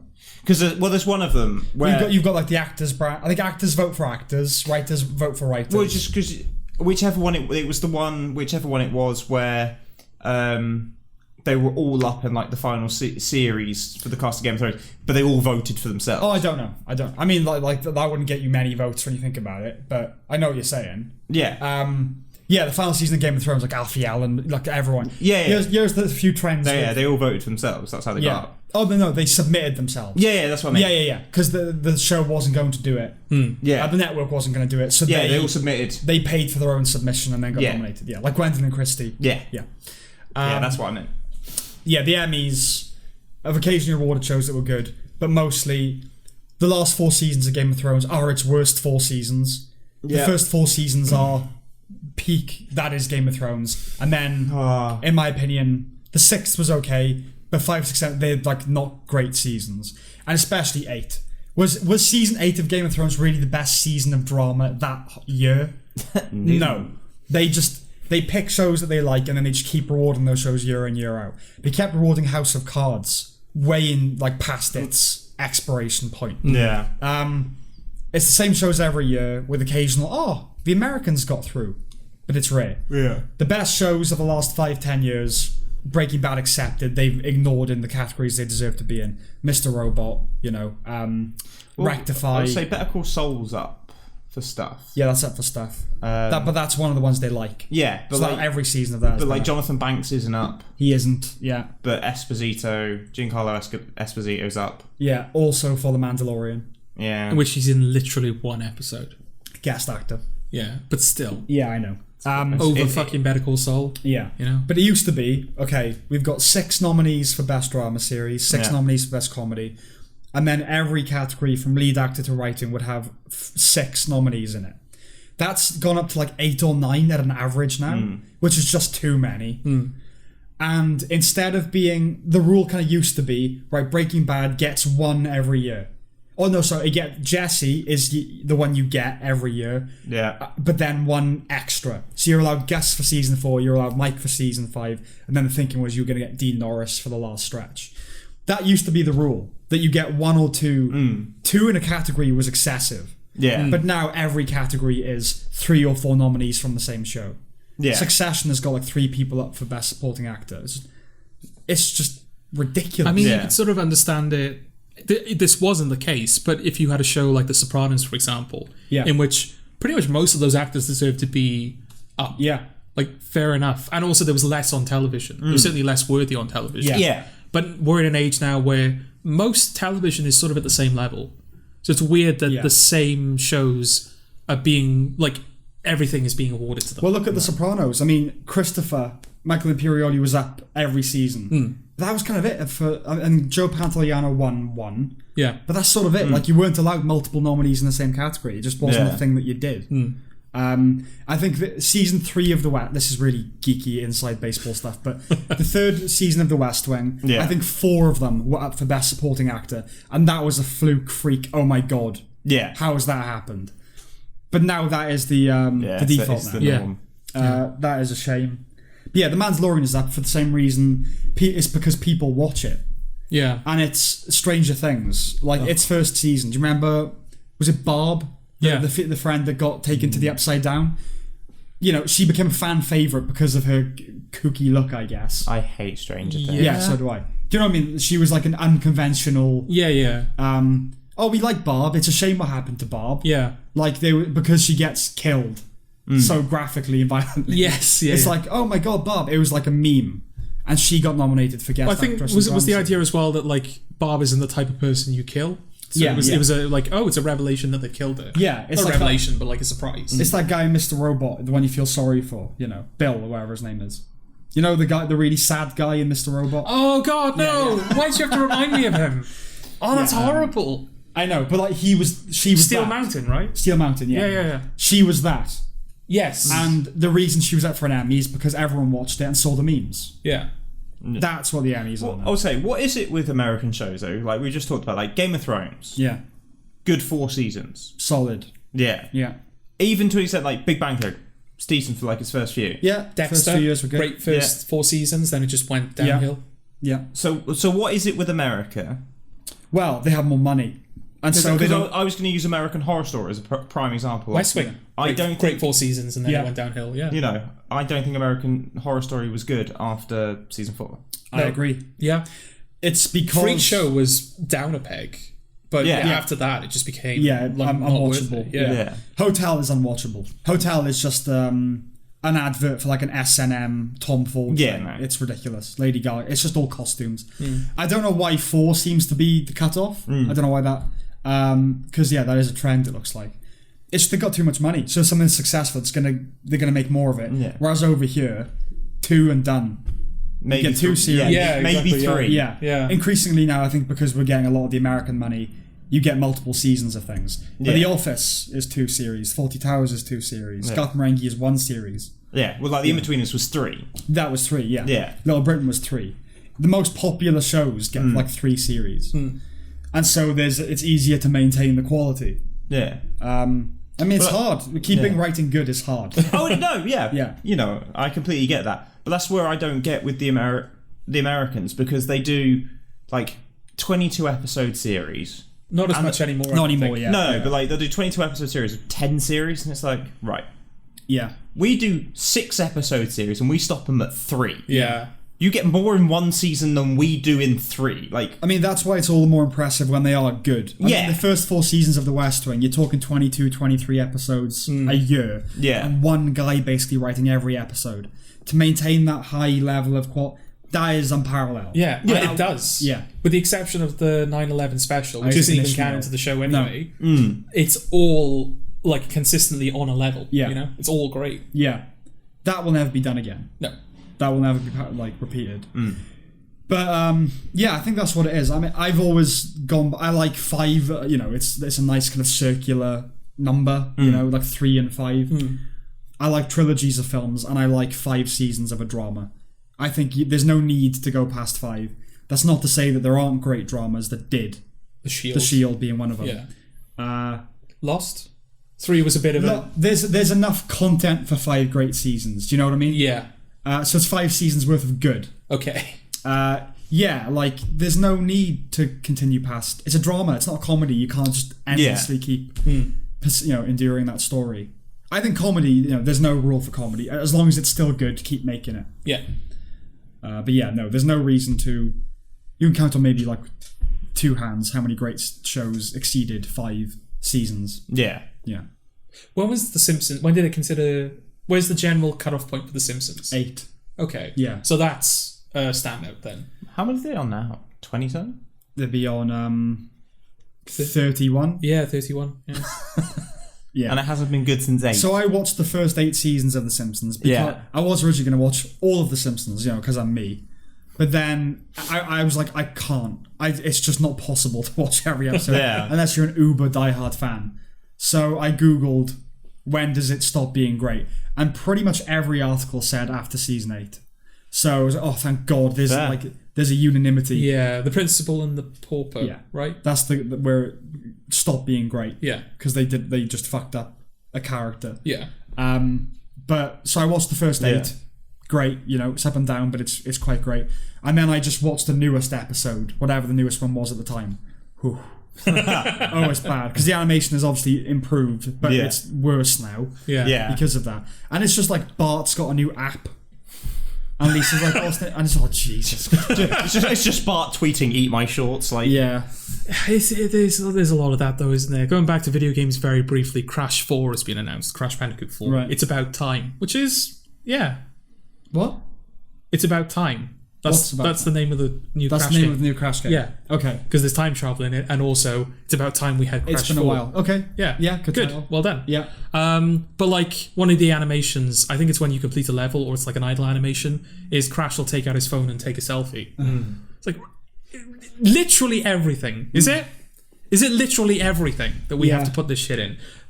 Sonic Racing, like the most recent... Well, no, it's not the most recent mobile game. One of the most recent mobile games to come out. One of the trailers was Sonic doing like a Let's Play of the game. It's like, really? Oh, no, because you know for one, in the next Fallout game they announce, he'll be a survivalist blogger. And that's just what he'll be doing. Oh, God, posting it on the wasteland. Fucking Paraxis from Doctor Who, as we'll get to Doctor Who. The fact that they fucking bloggers. Oh, go away, please. It's just, I mean, obviously people are trying to be relevant and contemporary. Yeah. Do you think that this is genuinely our age? Like kids who are growing up with that, it will be timeless for them. I do think that, like, it is, like I said during when we were discussing Truth Seekers, the trailer for Truth Seekers, it does feel like genuinely whenever they bring up like YouTube or blogging or something like that, I just instantly shut down. I'm just like, I'm not interested. I find this cringeworthy. It feels like a novelty. And it feels like it's going to it's going to date it. Not a novelty because obviously this shit is here to stay. YouTube is definitely here to stay. I don't mean in that sense. I mean it feels like a gimmick then. Like a... Ooh, look, we're being... up to date. Yeah, well, it still feels... I think one of the problems is it still feels like old media as it's becoming known. Yeah. That hasn't quite... it doesn't quite understand YouTube yet. I think it was Jay from Red Letter Media. He was talking about Quibi, which we talked about briefly when it was launched, about how that app has just died. Yeah. But he said like they spent $1.5 billion or whatever it was developing Quibi, and they had... in their lifetime, these figures could be completely wrong, but I think it was something like in their lifetime they had 1.5 million users. He said Red Letter Media will get that a video. Yeah. Like new media costs like a fraction of old media, and it gets so much more attention. Yet old media is still treated as like the holy grail. Yeah. Like everyone wants to get on television, whereas television is just like nobody watches television anymore. No. It's a step down, if anything. But that's the thing. The only advantage it has is that it's a guaranteed payday over YouTube. Although there have been discussions about making BBC Three a TV channel again.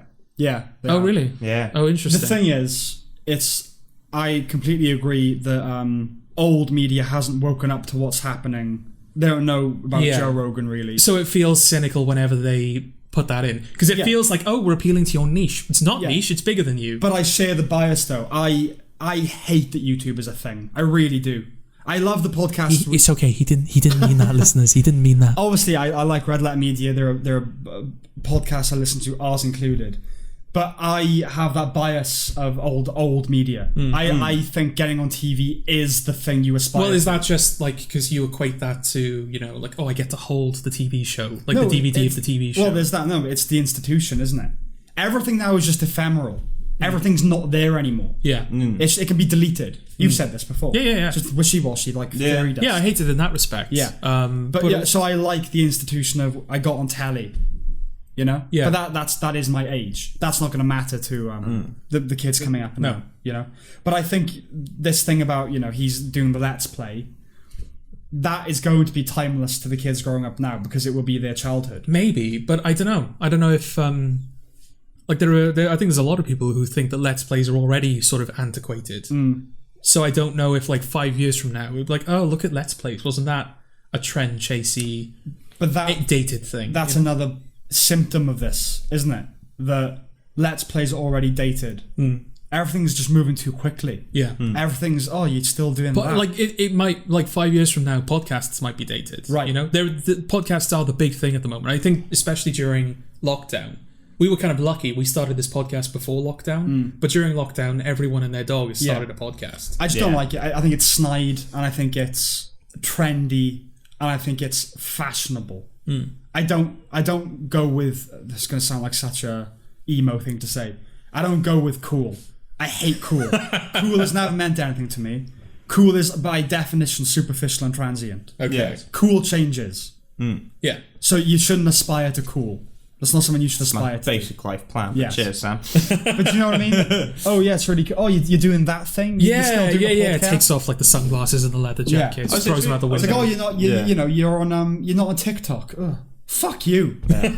That's going to be, outdated in 2 years' time. Well, it'll be banned in a year. It will be banned. So. That's actually going forward, isn't it? Yeah. That's brilliant. I'm so happy he's doing that. Yeah, well, no, I was say, so there's a friend of ours who we were at their birthday party, and he made a point of saying that I like try my hardest to be either cool or around the cool people. Yeah. Who said this? Monica, please. Something. Please let it be Monica. Please let Monica have said it. Pathetic. Oh, okay. Did he say that? Yeah, when we were sat upstairs and he was going around the table. Oh, okay. It wasn't his birthday though, was it? I can't remember whose birthday. I thought it was his birthday. It was Pathetic's bitch. Ah. The ex-bitch. Yeah. Yeah. No. She is a bitch now. So she's not an ex-bitch. Yeah. She's never been an ex-bitch.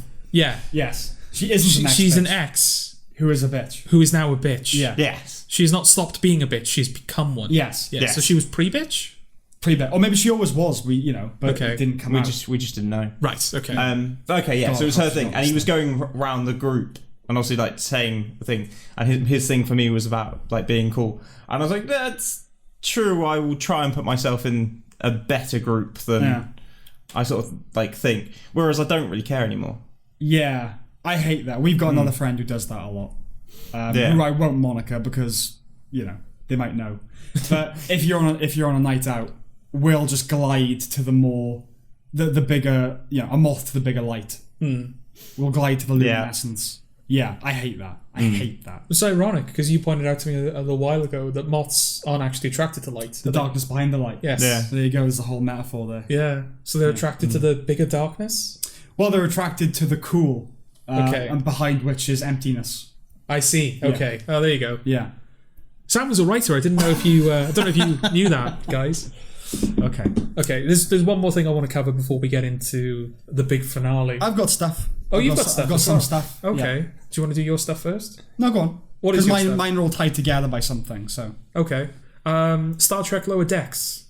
Have you watched it? What the fuck is that? It's basically a new animated Star Trek TV show in the vein of like Rick and Morty, basically. Oh dear. So it's like it's a bit rude. It's like for adults. It's it's Rick and Morty. I think literally it's written by a Mick and Morty writer. A Mick and Morty. Yeah, it's written by a Rick and Morty writer. Yeah, it's wank. Don't watch it. Yeah, I'm not going to. I don't like this. The main reason I wanted to bring it up. Like, I knew it was going to be bad. I think most people knew it was going to be bad. It was not a surprise that it was bad. Yeah. The surprise is that it's a thing. Because this just doesn't feel like Star Trek at all. Mm-hmm. Like, you've got like Star Trek and you've got Doctor Who, the two big sci-fi properties of television. Like, I've always, in my mind, like Doctor Who was being the entertaining one and Star Trek was the intelligent one. Okay. That was the one that sort of pioneered the intelligence. Like, Doctor Who was not above being clever, or not beneath being clever. Whichever one of those is correct. These days it's above being entertaining, that's a fucking sure. Yeah, but like old Doctor Who could be intelligent, but it was mainly like, it's entertaining, pulpy sci-fi. I suppose I've always... Whereas Star Trek was more about like, let's test the code that governs these characters. Let's sort of play, like push their morality, let's ask questions, let's, be clever about to me has always been conceptualized to me as Star Wars on Star Trek, where it's basically the same thing. Star Wars is popcorn and Star Trek is a little bit more food for thought. Okay. Well, it doesn't matter whether it's Star Trek or, or Star Wars or Doctor Who. The point is, Star Trek is the intelligent one. Yeah. This is a dumb fucking show. Okay. It's not even like Rick and Morty clever, where it's sort of like it's conducting itself in a fashion where like, these are clever ideas, or it's of the understanding that these are clever ideas. Mm-hmm. And again, Rick and Morty's not above being intelligent, but it's not an intelligent show, I would say. Rick and Morty. Yeah. It's not It's not like. It can be. It's that meme, isn't it? Like, you're too stupid to understand Rick and Morty. It's way more clever than you think it is. Okay. It's not that. But it is. It can be very cleverly written. Yeah. I think we never talked about the back half of Series 4, which I think came out while we've been podcasting. Have you seen the Vat of Acid episode? Yeah. Yeah, that's a really good episode. That's a good episode. That's the best one, yeah. Yeah, absolutely. Of Rick and Morty? Yeah, basically the idea of that episode is it sets itself up to be a bottle episode because it's called the Vat of Acid episode, where Rick and Morty are hiding in this vat of fake acids. Okay. Because Rick owes money to these criminals, so he pretends to dissolve in this vat of acid. Right. But they're actually underneath the water and they have breathing apparatus on. And then the teaser going into the credits is that they're going to stay there and basically like lament Rick and Morty's death, so they're trapped in the vat of acid. So it sets itself up to be like, the whole episode is going to be in this vat of acid, and then after the credits they immediately just kill them and it becomes a normal episode. but then they find a way of bringing the vat of acid back at the end of the episode. So it is technically the vat of acid. It's very well written, and there's like a whole sequence in the middle of that episode which there's no dialogue. It's like entirely visual storytelling. It's a very well done episode. I will take your word for it. Yeah, no, it's if you don't watch any other Rick and Morty episode, I do recommend that one. No, Pickle Rick is the best Rick and Morty episode. Well, I don't know if you've seen Rick and Morty before. Have you seen Rick and Morty before? No. Oh, okay. Yeah, if you're gonna watch one. I mean, I've heard of a Pickle Rick. The problem is, another meme. That was the first episode I saw, and it is the best one. And so nothing else lived up to it. Yeah. Yeah, that's never good when you do that. No. But yeah, okay. Pickle Rick and the Vat of Acid episode. And if you like those, that's the best of Rick and Morty. So I don't know what to tell you. I still wouldn't watch it. No. Oh, the Cronenberg episode's pretty good as well. Yeah, that's alright. I like that episode. I don't know what it is about Rick and Morty. It just doesn't appeal to me. It's smart ass. It does do that a lot. Okay. Yes. Because it's Dan Harmon. Yes, definitely. I'm good. But it can be like, oh, fuck off. Like, you get the sense you're being talked down to sometimes. Yeah. That's what Dan I'm Harmon's good. like. I don't need that shit. Yeah. But this is smart ass without there even being any smart to be arsey about. Lower Decks now. Like, cards on the table, I've seen like the 3 J.J. Abrams films. Well, the 2 J.J. Abrams films and the Star Trek Beyond. And I've seen some episodes of Next Generation when I was a kid. I haven't seen Orville. I know Orville isn't technically Star Trek, but I haven't seen Orville. Haven't seen Discovery, Picard, not Deep Space Nine, nothing. So I'm not intimately familiar with Star Trek.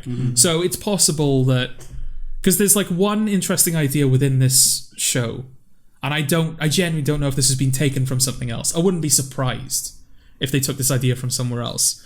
But it's the fact that it focuses on like the underlings of the crew. It's not about the captain and the medical officer and Bones and Spock and all that sort of stuff. It's about like people who work in like the bowels of the ship. The IT crowd. Yeah, and like the premise of the first episode is they're going to make second contact. So Starfleet, the captain, they've made first contact. They've done the fun Star Trek episode that we're used to.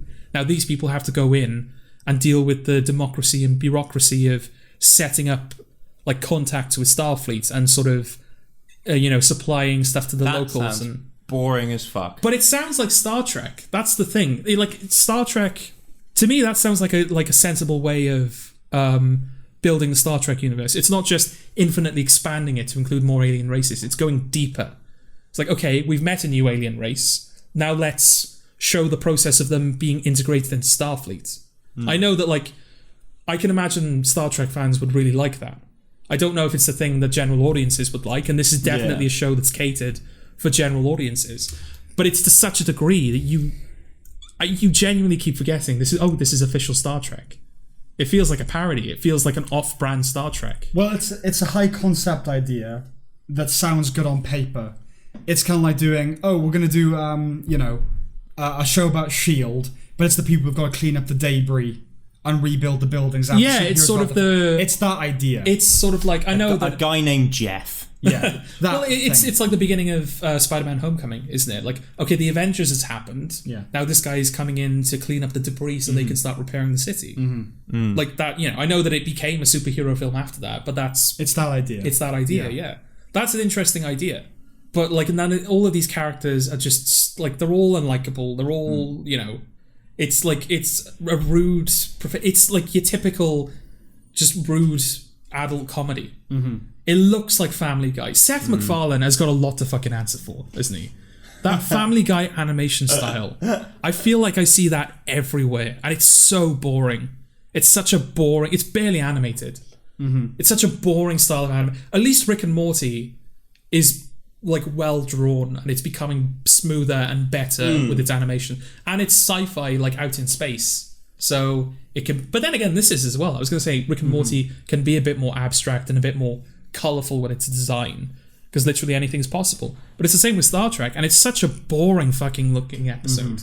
Genuinely. Also, it's a zombie episode. Right. So we'll add this to the pile of shows which start with Adventure Time. Fucking... What was it called? Midnight Gospel? Yeah. Now we've got Star Trek Lower Decks, where it's a zombie episode. Yeah, sick of zombies. I'm bored now. Sick of zombies. Yeah. I think Tim Minchin... part of why I stopped watching The Walking Dead.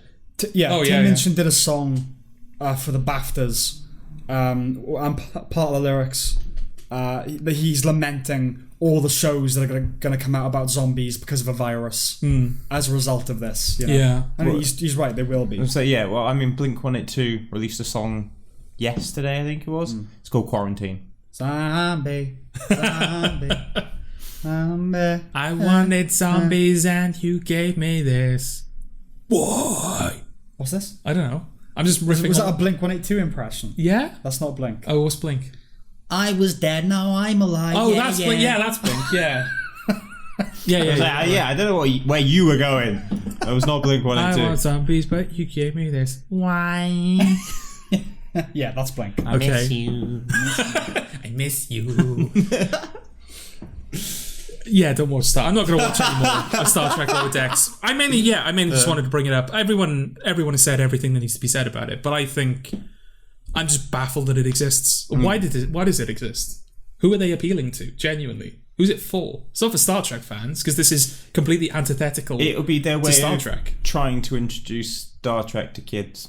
Yeah, but it's not a teenage audience. Yeah. Yeah, I was going to say it's not appropriate for kids. Yeah, not even remotely. Yeah, teenagers. Okay. For teenagers, isn't it? But Kirk just comes down to Lower Decks, just gets his dick out, like. But that's the thing. Like, okay, fine. If you want to make a Star Trek for teenagers, like, okay, but you're giving them a false impression of Star Trek. I'm sorry. Just imagine Spock like having to deal with like his first erection or something. That would be quite funny. He's half human. No, but just like. Does he just get Sammys? I don't know. He's only half able to. Is that why him and Uhura broke up? Yeah. Them lot as teenagers. That could be an interesting. It'd just be them all Or horny. like, what's the typical thing they do? Like Star Trek babies, or it's just them as babies. As babies. Yeah, but it's just normal Star Trek. But like they're crewing the Enterprise, but they're all just babies. Okay. Recess did that, didn't it? Star Trek Rugrats edition. No, yeah, because like Recess did like a babies episode. Yeah, and Rugrats did a teenage episode. Yeah, they yeah. kind of swapped. Yeah. What is there to do with the babies episode? Oh, it's just that they're babies. They still talk as Yeah. Yeah, sure. Well, yeah, kind of more childish sounding. Yeah. right. But Yeah, they're just babies. Yeah. Yeah. Right. Well, just do Rugrats, but it's Star Trek. you know? Yeah. I only say that because that's like Community made fun of that. So I know it's a cliche. They're like, oh, we'll extend a show by doing, or we'll extend the property by doing blah blah blah babies. I feel like if you combine the Rugrats theme with the theremin of Star Trek, it might actually sound like a normal piece of music. Yeah, putting the two together. Yeah.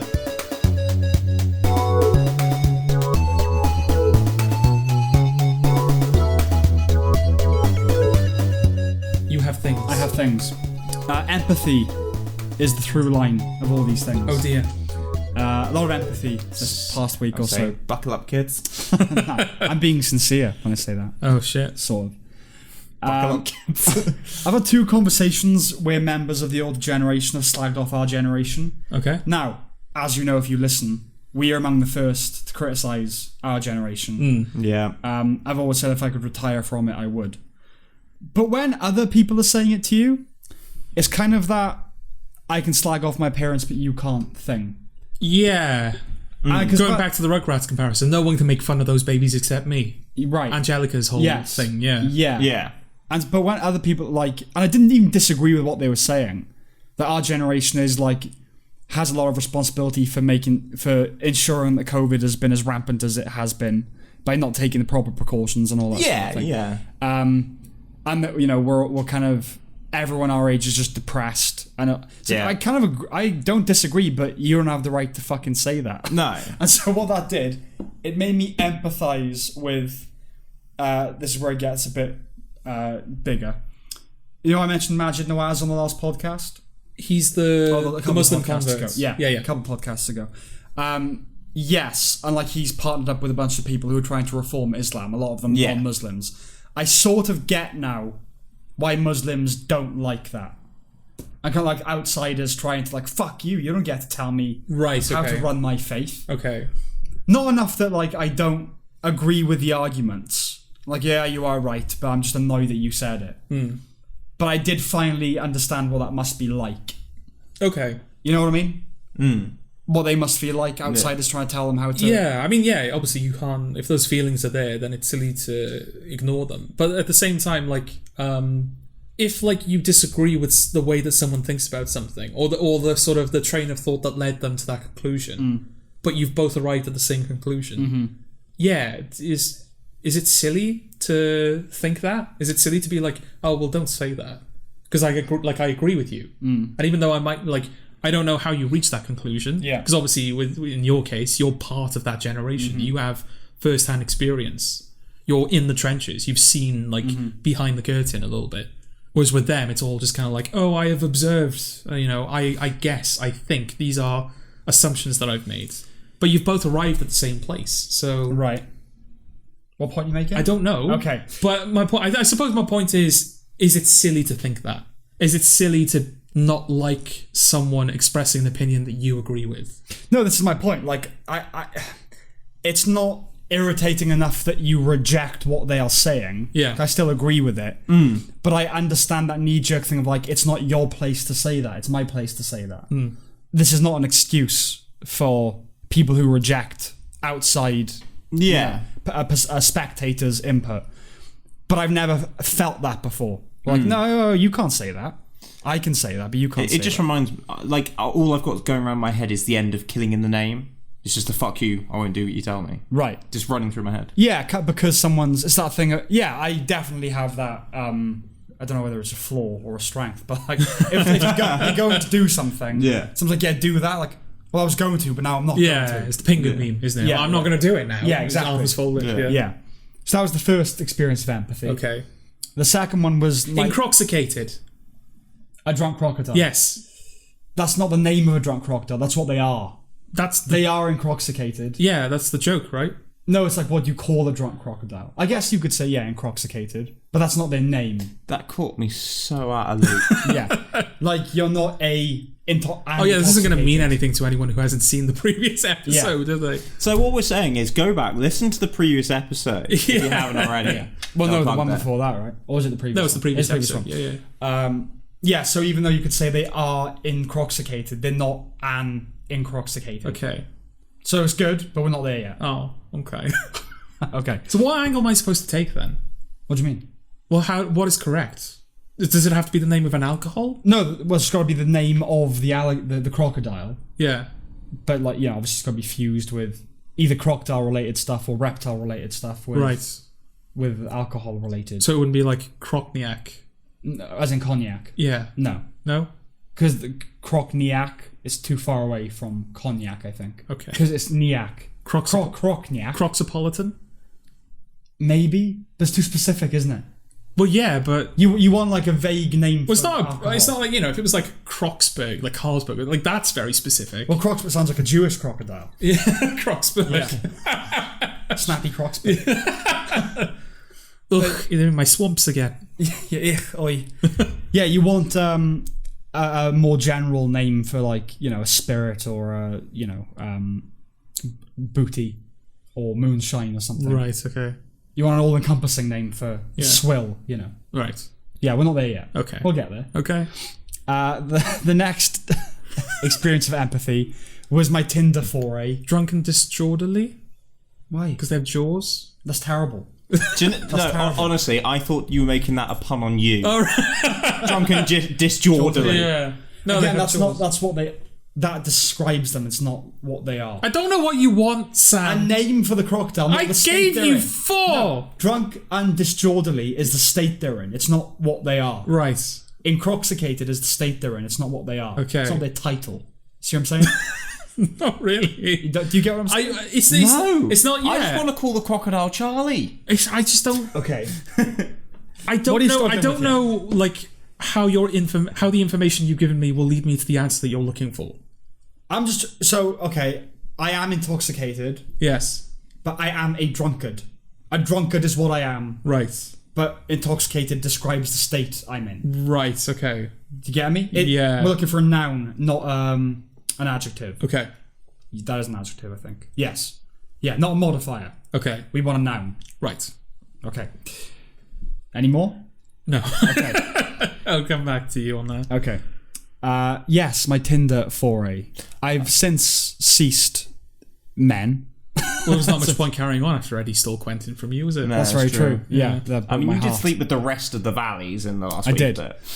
And a valley it was. Ironically. Yeah. But it opened my eyes to, you know, when you say, oh, yeah, I'm experimenting. Like, how do you just not know what you like? How do you... I sort of get that now. Okay. Don't get me wrong. I was not attracted to any of the men. But I did find myself... I saw the way you were looking at some of them profile pictures. You showed us while we were doing the podcast. There were a couple that were hotties. Yeah. But I did find myself thinking, like, yeah, I could probably fuck a dude if occasion called for it. So I genuinely think, like, people who aren't sure, they're like, oh, I could have a look at that. Okay. Jord. Yeah. Are you willing to... I'm not going to fuck Sam. No. That's not even present that as an That's option. not where I was going. Okay. Are you willing to forego your hatred of Live Lounge for one night if I can get Sam to fuck a dude in Live Lounge? No. In Live Lounge? Well, no, you'd have to do it in Live Lounge. Okay. I have to pick him up in Live Lounge. Yeah. Okay. No. Is Live Lounge really the best place to do that? To pick someone up? Well, no, I mean, you probably get a Pulse, but... Yeah. Would you go to Pulse? I'd go to Pulse. Okay. I've kind of wanted to go to Pulse. Everyone says Pulse is really it's good. It's a really good night out. Yeah. Is it? Yeah. Yeah, Why? a lot of people are very complimentary of that place. But you don't like nights out, though? No, I don't like nights out. But people say Pulse is very good. Who am I to distrust people? But that doesn't mean anything to you. I don't think... I mean, you probably wouldn't be a massive fan of the music. No. Well, it'd be an experience, isn't it? Because like, it's raining, man. Is it all that? You do get a bit of that, yeah. Okay. Yeah. That's all right. I like that. Well, No, you'd be fine. All right. You just come out of the fucking closet. Therefore, you like the right music. You like all that shit, don't you? Yeah. Hang on now. Hang on. It's because I like 80s music. That doesn't mean that I like fucking, you know, what's the... Bronski Beat. Yeah. I do. Yeah, exactly. I do like that. You like ABBA? Yeah, that's quite gay, isn't it? Yeah. That's uber gay. Yeah. What else is gay? Is Whitney Houston? She's quite gay. She's kind of gay. Dance for somebody. That's gay, right? Yeah. Is there Elton John particularly gay? I know he's gay, but is he gay? Yeah. Is he gay? Yeah. What song's gay? I mean, it just gets played a lot in there. But what songs? Tiny Dancer, I've heard Really? quite a lot. That's not a gay song. I've heard that a lot. Okay. That's not a gay song, though. Definitely. I can see, was it... Are you ready? Are you ready for love? Yeah, I can see that being gay. Yeah, that's definitely been on. Yeah, okay. Alright, maybe we'll go then. I don't want to... I mean, I'm still trying to... I wanted to go to Story at some point in... Which one's that? You keep naming places. Story's the one that replaced Glam. Oh, yeah. Oh, no. I want to go there just to see what it's like. How similar is it? Because Sam said a thing. It's there. It's the same place. Because, yeah, Glam's the first nightclub I went to. So it would be, I guess, nostalgic in a way. Like, oh, this is where it all started, I guess. Wait, what all started? Exactly. But no, like... no, to be fair... Well, we sort of observed, didn't we? Like, when we went to university, all of the scripts that we'd written, they all involve a nightclub as either like a primary location or a pivotal scene. And we'd never been to a nightclub. Yeah, not because we like nightclubs, though. Not because... it's an easy place to get Yeah, so it was sort of... I mean, I still have my monologue, which is set in Glam. Where Jordan wanks. Where Jordan solos in the gents' toilet. Yeah. Eddie has this weird habit, audience, of writing scripts where the characters who are the type of characters that would, you know, have a wank in the toilet of a nightclub. They're always me for some reason. No. Right. When I was working on that monologue, yeah, I used the names of the people that were on my course and the people I'd met, so you guys. Yeah. And I just thought it would be funny if you were the guy that wanked in the toilet. But why? I hadn't done anything if it's about any of us, though. But that's the thing. You didn't know me that well. Like, I wasn't... It's just your luck, innit? Trenchcoat Mafia. I didn't have that look, did I? A bit. Eddie? A bit. You had a trench coat. Did I? Yeah. Oh. I thought I bought that like a couple of years into uni. No. It's been around a long time. He's forgotten. And you carry an umbrella like a fucking Kalashnikov. Yeah, you do that. Nah. Well, I'm just making use of, you know... And you do go on dance floors, go with the umbrella. Do I? Yeah. So, you know, I can see how people would misunderstand. When the fuck did I do that? Tiger. Oh, well, Tiger doesn't count. That was just a weird night. It was.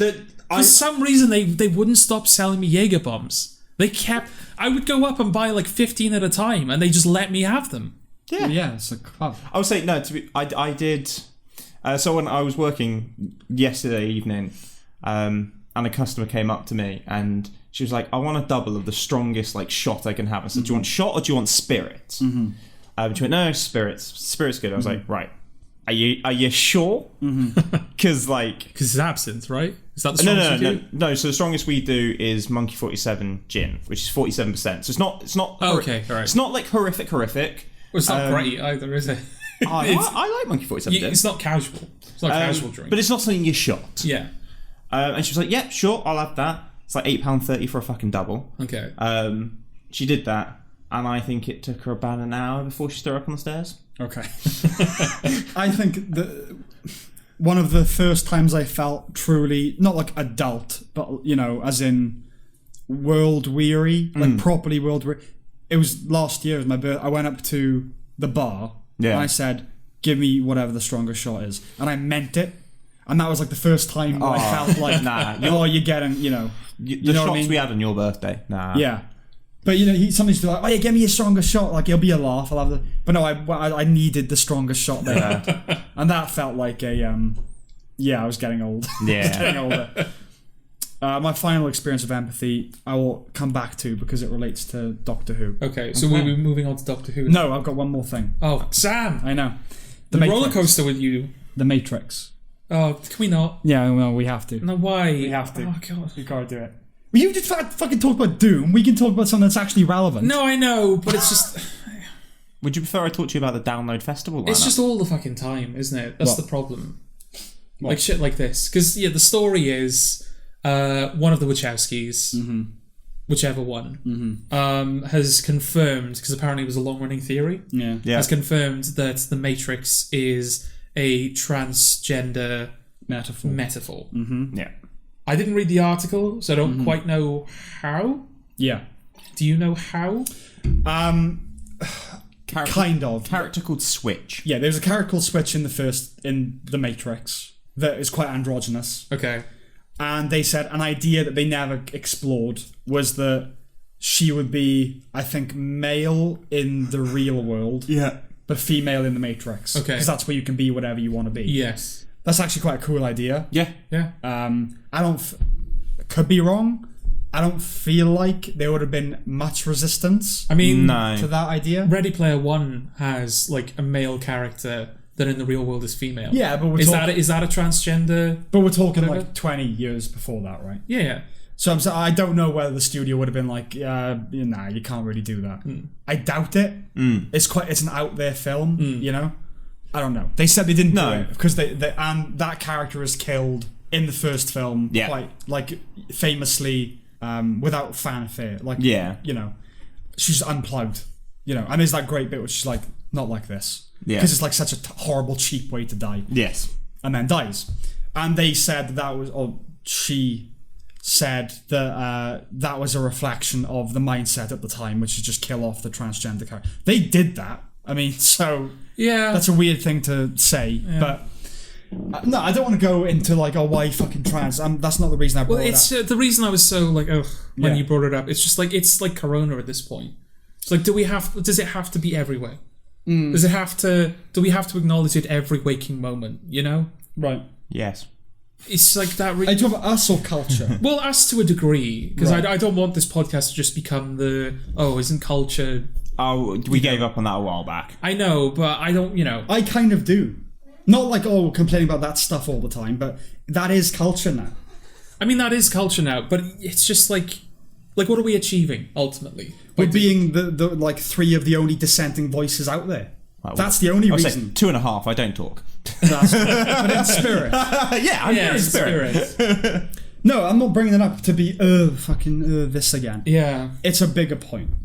It's not trans specific. That's fair enough. But yeah, it is, like I said, it's like Corona. It's just like, I know it's there. I know it's taking over culture. But do I really have to, like, every waking moment, you know? Well, the counter argument is all it takes for evil to prosper is for good people to do nothing. And I'm not saying, like, we should never talk about it. This isn't an argument for, let's ignore what's happening in culture on our culture podcast. Yes. It's just yes, it's fatiguing. Yes, exactly. Yeah, that's fair. Was it not the intensity, the amount, the frequency, the frequencies in which it comes up? Right. Yeah. Like, I prefer this stuff to even- Marvel. I gotta say. No, that's fair enough. Well, that's not culture at the moment. That will be culture when it comes back. Yeah. But yeah, like you had that whole thing with like SpongeBob was recently declared a gay character. Who's gay? SpongeBob. SpongeBob's gay. Yeah. Yeah. Is he fucking Patrick? I think that's the implication. Well, no, no. It's not the implication. He's gay. He doesn't do anything about it. He's just gay. Patrick's already spread, isn't he? Starfish. He's got But like I saw, there was the SpongeBob thing, and then I saw an article that was published like around the time the Sonic movie came out. It was like Sonic should be a gay icon. Okay. Why? Right, yeah, that stuff I don't want to talk about. Yeah. Because that is just, you're listing the same thing. I don't want to just do a catalogue No, yeah, exactly. every episode. But that's my point being, like, it is everywhere, and it's regarding everything. Yeah. Like, The Matrix, like, who are we to say that the Wachowskis are misinterpreting or... We're not. That's not what... No, that's what, not just misinterpreting, but who are we to say that, like, oh, you know, The Matrix was never originally sold as a trans metaphor, so it should now become a trans metaphor. Not even saying that. You haven't heard my point yet. No. I'm making a point of my own. Okay. Like, it's, you know, who are we to say that? And I'm not saying that. But when you hear what I say before you say... who are Okay, you to say fine. that? All right, okay. Okay. I thought you wanted me to have opinions, Sam. Yeah, but you're saying who are we to say, but no one said that yet. Okay. I was setting up a point. Now the point has not Go been on, made. make your point. Well, no, I've forgotten the point now. So just say your point, and then maybe I'll remember or make up a point in the interim. Right. Yes, no, I don't want to just... Because it happens all the time. Yeah. This character is now gay, this character is now black. Yeah, pointless. Pointless Yeah. bringing up. The reason The Matrix is worth bringing up, A, we are fans of it. So it's kind of like, it's our thing, right? That's part of it. The other part of it is, yes, it's retrospectively woke, right? I'm not making the argument that it was never intended to be about that. It never was that, so why now? Whatever. If that was genuinely their intention the whole time, I'll believe them. Whatever. It's more, whatever it is, trans, whatever allegory you're doing here, don't tell people what your art is. Yeah. That's the point I want to make. Yeah. More pretentious inclinations aside, a lot of people are going to be thinking, oh, I always thought about it this way. Guess I'm wrong then. Yeah. You've fucked that up for me now because you've told me what it is. Yeah. That's the point I want to make. There's something quite nice about the subtlety of the idea of, oh, well, they're a man in the real world, but they're a woman in... Yeah, I mean, the fact that subtle's quite nice. Well, you could view... I mean, The Matrix... Okay, there's a couple of things here. One is, even if they say it's about transgenderism, I genuinely believe, trust the art, not the artist. Yeah. I don't care what they say about their film. They only made it. I watched it. I genuinely think there's a point there. I'm like, I don't care what... It might be something you never intended. You know, a film Beauty is... of art. What? It's the beauty of art. Isn't Yeah, exactly. Art is a thing in its own right. Just because the artist intended it, you know... You could say that about anything, right? Yeah. The thing about the beauty of The Matrix is it's about self-actualization. It's about realizing who you really are. And you could apply that to absolutely anything. Yes. Okay, they're transgender, so they're saying it's about being trans. I don't have to listen to them. It's about whatever I want it to be about. The Matrix is just about tapping into your own potential. Yeah. Right? Yeah. Fine, they want to view it that way, that's their right. But I do think an artist shouldn't say, oh yeah, it was this. This particular interpretation is correct. I think it's different with, like, for example, there was a long-standing theory that Quentin Tarantino's films were set in the same universe. Yeah. And he confirmed that. Like, that's different because that's a detail. That's not an interpretation of art. Right. That is an actual factual detail. Yeah. Yeah. Doesn't fundamentally change your experience of watching the film. No, it might in the sense that, like, oh, it's actually quite clever how these are connected, or it's, like, fun if you notice little Easter eggs. But it doesn't change, like, the point of Django Unchained is not altered. Yeah, Unchanged is the 99p cheap off rip version. Yes, but it's not Unchanged is the prequel where nothing happens. Nothing happens. Yeah. It's just Django's just had like, still a slave. But yeah, the meaning is not altered by knowing it takes place in the same universe as Pulp Fiction. Yeah. Well, yeah, because I was talking to you, and I thought what I thought was quite. We were talking about the play I've written, and the fact that the guy that comes into the pub is a guy called Gareth, and then obviously I had my short film where the main guy is called Gareth. Obviously, I said I like put them in my own like town, whatever it is. Yeah. And then you was like, oh well, is it the same guy? And I went, Well, I mean, he does leave a pub really early on to the film.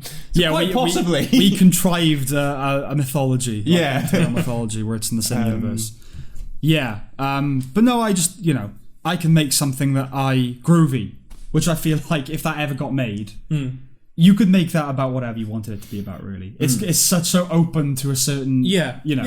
I would never go on an interview and say, it's actually about this very specific experience. Well, I would say the amount of times groovy's changed. Well, that's part of it, yeah. I'll say...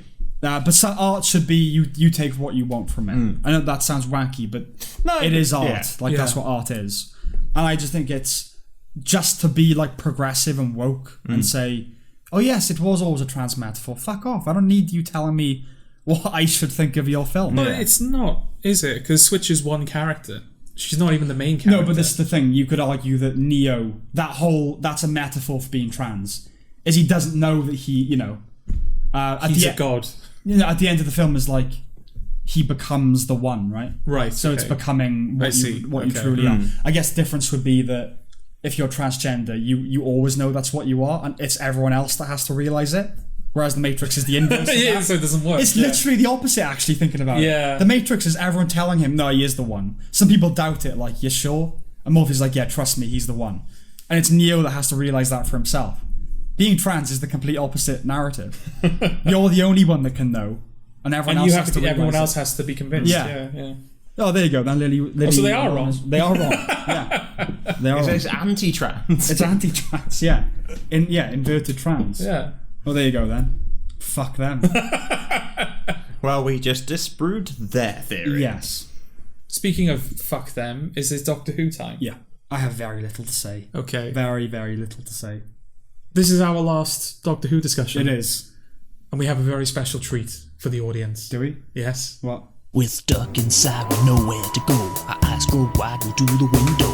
Man on the street, now where's he off to? No bags in hand, so can't be Tesco. I spy on him, I keep my eyes peeled. Lose my mind when it's revealed. The truth inside, no I can't conceal. The man's just sat drinking in a field. Alright. Okay. Alright. Okay. Day or night, there's no need to roam. So stay inside, scrolling Google Chrome. Chances are high that you're not alone. Hear my advice, stay smart and stay home. You remember Eddie's Corona rap? Ah, yeah. That's our treat to the audience. Okay. There you go. You happy that's out there now? Yeah, good shit. All right. Fuck it. Okay. Well, there you go. Yeah, they had that treat. Yeah. Yeah. Because there's nothing on our end to treat them with when it comes to No. Series 12 of Doctor Who. I will say we weren't treated by Doctor Who. How terrible that our final discussion, like Doctor Who is typically, we've gone for like 2 hours talking about Doctor Who in previous podcasts, and the final series, it's going to be done in 6 minutes. With genuinely nothing to say. It was inevitable though, wasn't it? Though it's not the end, I suppose. Well, there will be more Doctor Who, but in terms of this, I guess this era of shit of shit. Yeah. This is it. We've come out of the other side. Yeah. Let's try and talk a little bit about the series before we do the wrapping up shit. Yeah. I just have one thing that's a hangover for me from the last episode. Okay. It occurred to me. Why would William Hartnell have outdated attitudes about women? The Doctor is untethered from date. That's something that we pointed out, though, isn't it? Oh, is it? Yeah, Eddie said that's probably how the actor William Hartnell was. Yeah. But it's not how the first Doctor was portrayed. Yeah, no, that's in how he was portrayed. But I'm saying, why would the Doctor ever have outdated attitudes? He wouldn't. He wouldn't. No, he wouldn't. Never be out of date. No. Okay. Yeah, that just occurred to me. Yeah.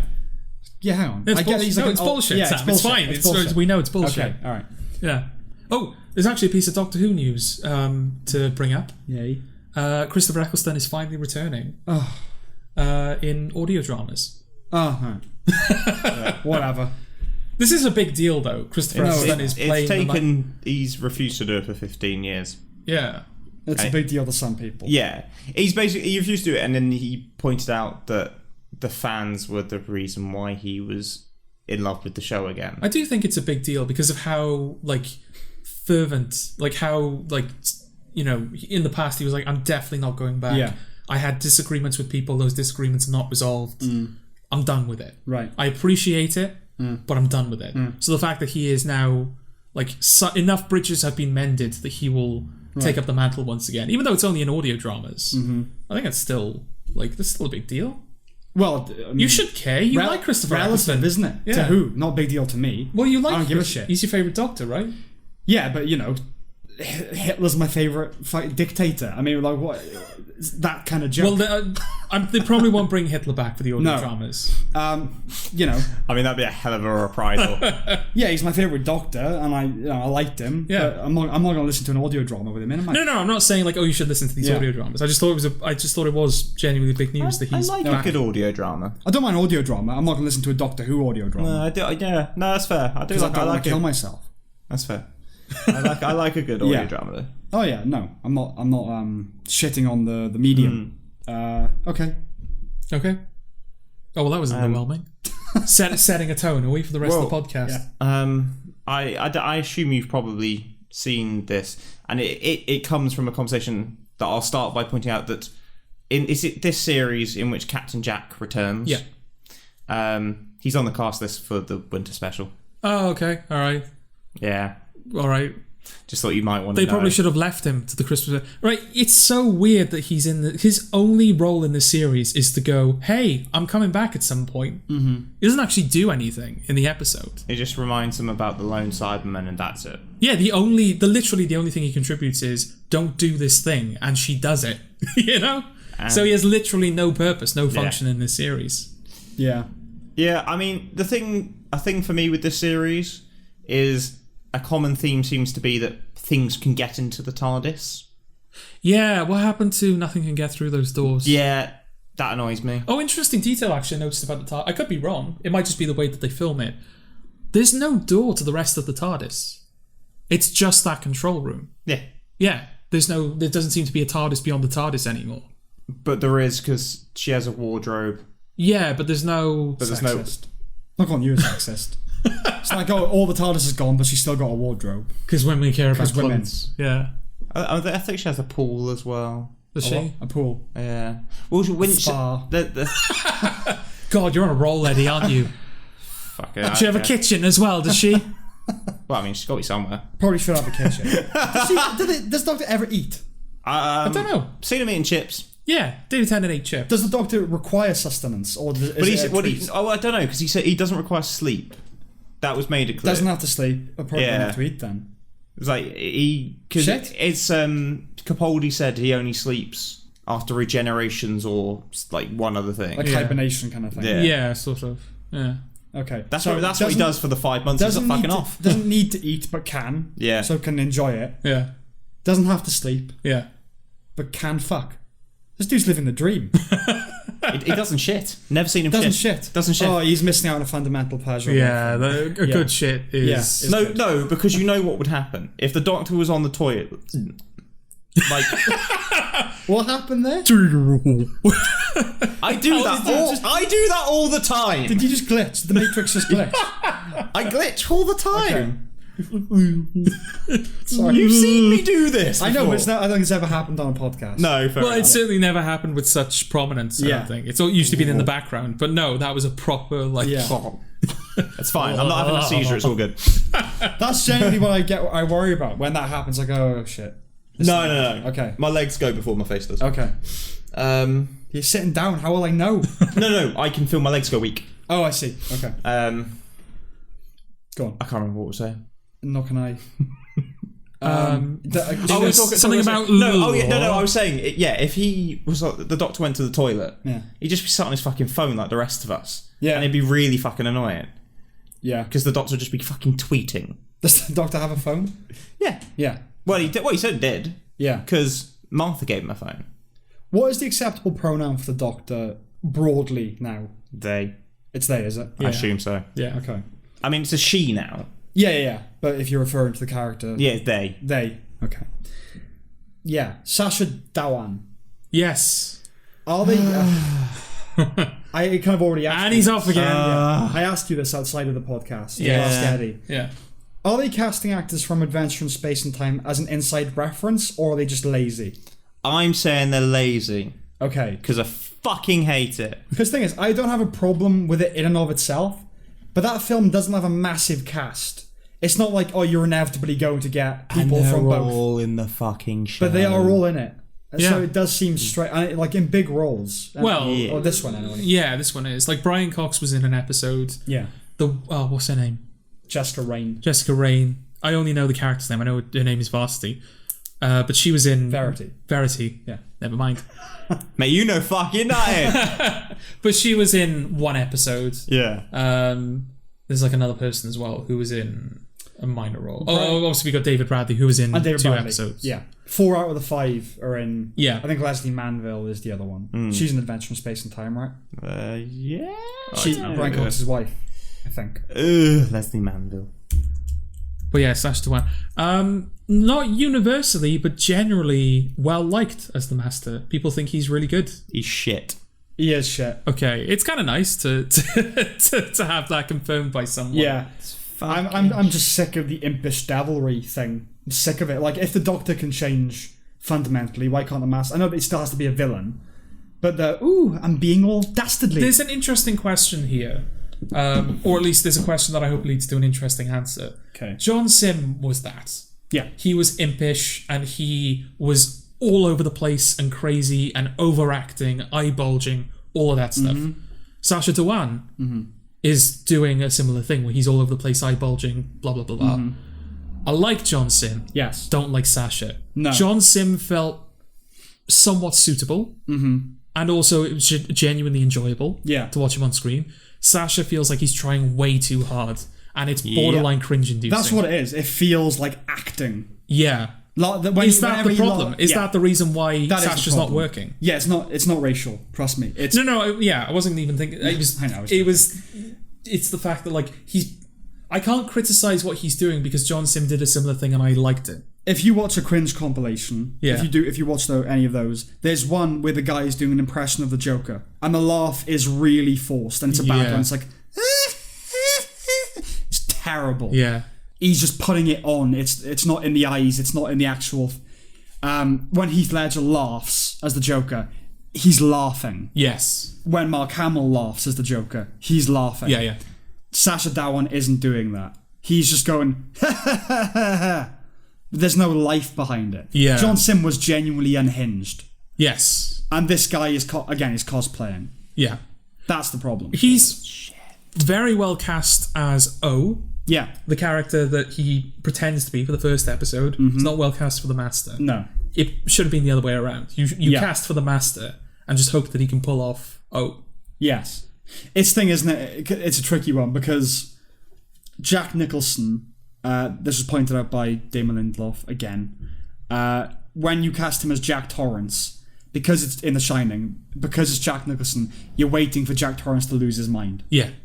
You need to cast someone who can do both, but is not inevitably going to lose their shit. So I suppose in that respect it's good because we've seen him in Adventure Space and Time. He's a very softly spoken individual. Yeah. You wouldn't expect him to be unhinged crazy master. Yes. But that's because he can't do it. Unhinged crazy master. Yeah. We had our first Breaking Bad actor, I think. Oh, what's her name? Laura Fraser. Yeah. That's a shame. Orphan 55. Yeah. I didn't rewatch it.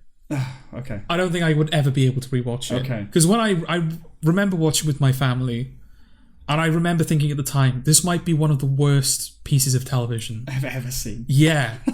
It's genuinely horrible. Like, it's so... I don't know why it was so... I mean, there's a lot of characters in that episode that don't really do anything. You've got that horrible old woman. Yeah. Benny! Yeah. Benny! And it's like 17 or 18 times over the course of however long where she just goes, Benny! That was actually a really... I assume it's not intentional, but there's that really funny moment where Benny is outside and he's presumably being held hostage by the monsters. Yeah. And he goes, whatever her name is, will you marry me? Yeah. And she goes, yes, I'll marry you, Benny. And then he goes, good. Can somebody kill me, please? Yeah. Yeah, it's gotta be funny, right? I don't know. I think the implication is that, like, he wanted to get what he wanted in his final moments, which is why. But yeah, like, he asks her to marry him and immediately he's like, fucking kill me, please. It's a running theme in Doctor Who. Declarations of love followed by death. Yeah. What's his face? Can't remember his name now. Clara's boyf. Oh, Pink. Yeah. Danny Pink. I love you. He's smashed by a car, yeah. Yeah, Orphan 55 is horrific. So much worse than the show. I mean, the show around it is bad, but that is like an all-time low for me. It's a shame because it does really waste James Buckley. Yeah, he's in it as well. Like, there are good actors in that episode. But what does he do in that episode? Genuinely. Fuck all. He was absolute waste. He doesn't even have a function in the story. That's a theme this series. Yeah. Because Stephen Fry, what a fucking waste of it. I was gonna, here's the thing. I was going to say, Stephen Fry is a contender for biggest waste of guest actor. Because Olivia Colman showed up in Series 5. I think she's still the worst. Yeah. I think yeah. Because Stephen Fry, he's not much of an actor anymore, is he? He's always Stephen Fry. Well, yeah, Stephen Fry never had much range. No. Yeah. But he's not going to do the Melchett thing anymore. He's not going to be like old Stephen Fry. No. Where he's pompous and he's going to play foolish. prime ministers. Yes. Now, like in 24. Yes, exactly. Yeah. So it's not a waste in that respect because he's doing what you'd expect him to do. But they advertised Stephen Fry is in this series. Lenny Henry's in this series. Lenny Henry gets a lot more screen time than Stephen Fry. They kill off Stephen Fry sharpish. Yeah. And his main contribution is to mistake Bradley Walsh as the Doctor. Yes. That's basically what he does. That's another running idea, isn't it? What a waste. Annoying. Yeah. In that respect, it's a waste of Stephen Fry, because really Stephen Fry's going to be I didn't know any better. Yeah, even if you're not going to get much out of him in terms of dynamic range, then at least hold on to him for longer. Yeah. So you can do Stephen Fry for longer. Yeah. This guy was going to write Doctor Who at one point. In fact, at one point, a lot of people were saying we'd love to see Stephen Fry as the Doctor. Let him be in the show for a little bit. Yeah. Come on now. Yeah.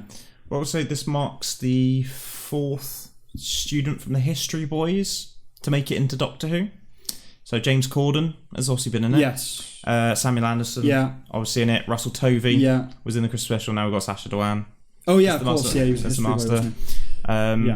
And then in terms of that cast, Clive Merris and Penelope Wilton, Agent Scarborough have all been in it as well. So just going through that film cast. But this isn't my point. There are certain things you're inevitably going to get a lot of actors who are in Harry Potter being Doctor Who and British. But that's my problem with Adventure in Space and Time. There's 5 of them. They need and they're not prestigious names. No, it's not like Charles Dance where we'll get him in. We'll get him. Yeah. No. Yeah, I mean David Bradley, Brian Cox maybe. You're we'll get Brian Cox in a thing. Yeah, those two maybe. And David Bradley as well. Yeah, it's we'll get him in a thing. But yeah, exactly. Is that the first time they've used the title theme in the show? Yes. Oh, it's shit, isn't it? You are only allowed to do that in series finales, not season, or very, very big moments. Do what? They use a title theme in the show. Remember when she's in the Matrix in The Timeless Children and she goes, have a dose of this, Matrix, and it plays the Doctor Who theme song?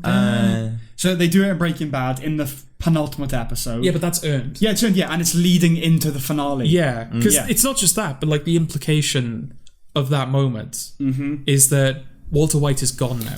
Heisenberg reactivated. Yes, that's why we're hearing the Breaking Bad theme. Yes. It's not just a surface badass moment, it's a character beat being personified. Yeah.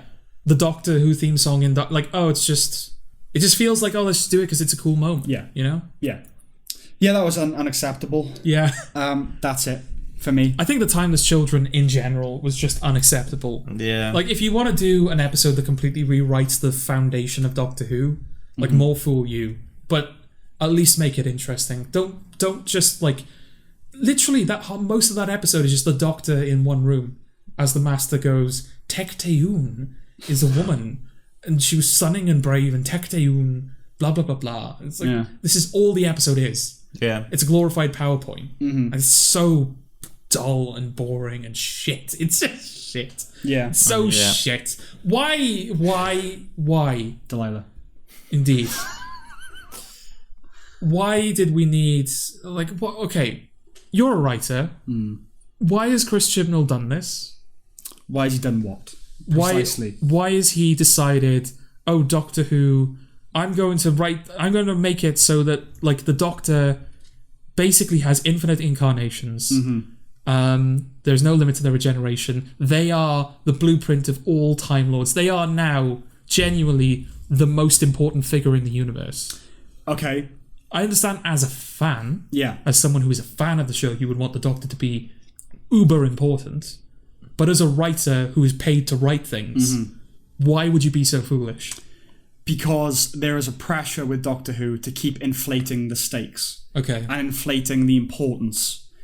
They're in series 12. Yeah. What can we do to make this more finale-ier than the series 11, 10, 9, 8 finale? Yeah. What can we do to keep making this bigger? Well, the Doctor is the blueprint of all things. I made this point throughout every discussion we've had on Doctor Who. They keep inflating it all the time. Yeah. And you can't, it's going to pop at some point. Yeah. And it's popped. Oh, yeah. Yeah. That is the impulse, is how do I make it more important? Yeah, it's an impulse you should run away from. Yeah, absolutely. Yeah. Yeah, it's just very good. Fucking Ruth. Oh, yeah, Ruth people like.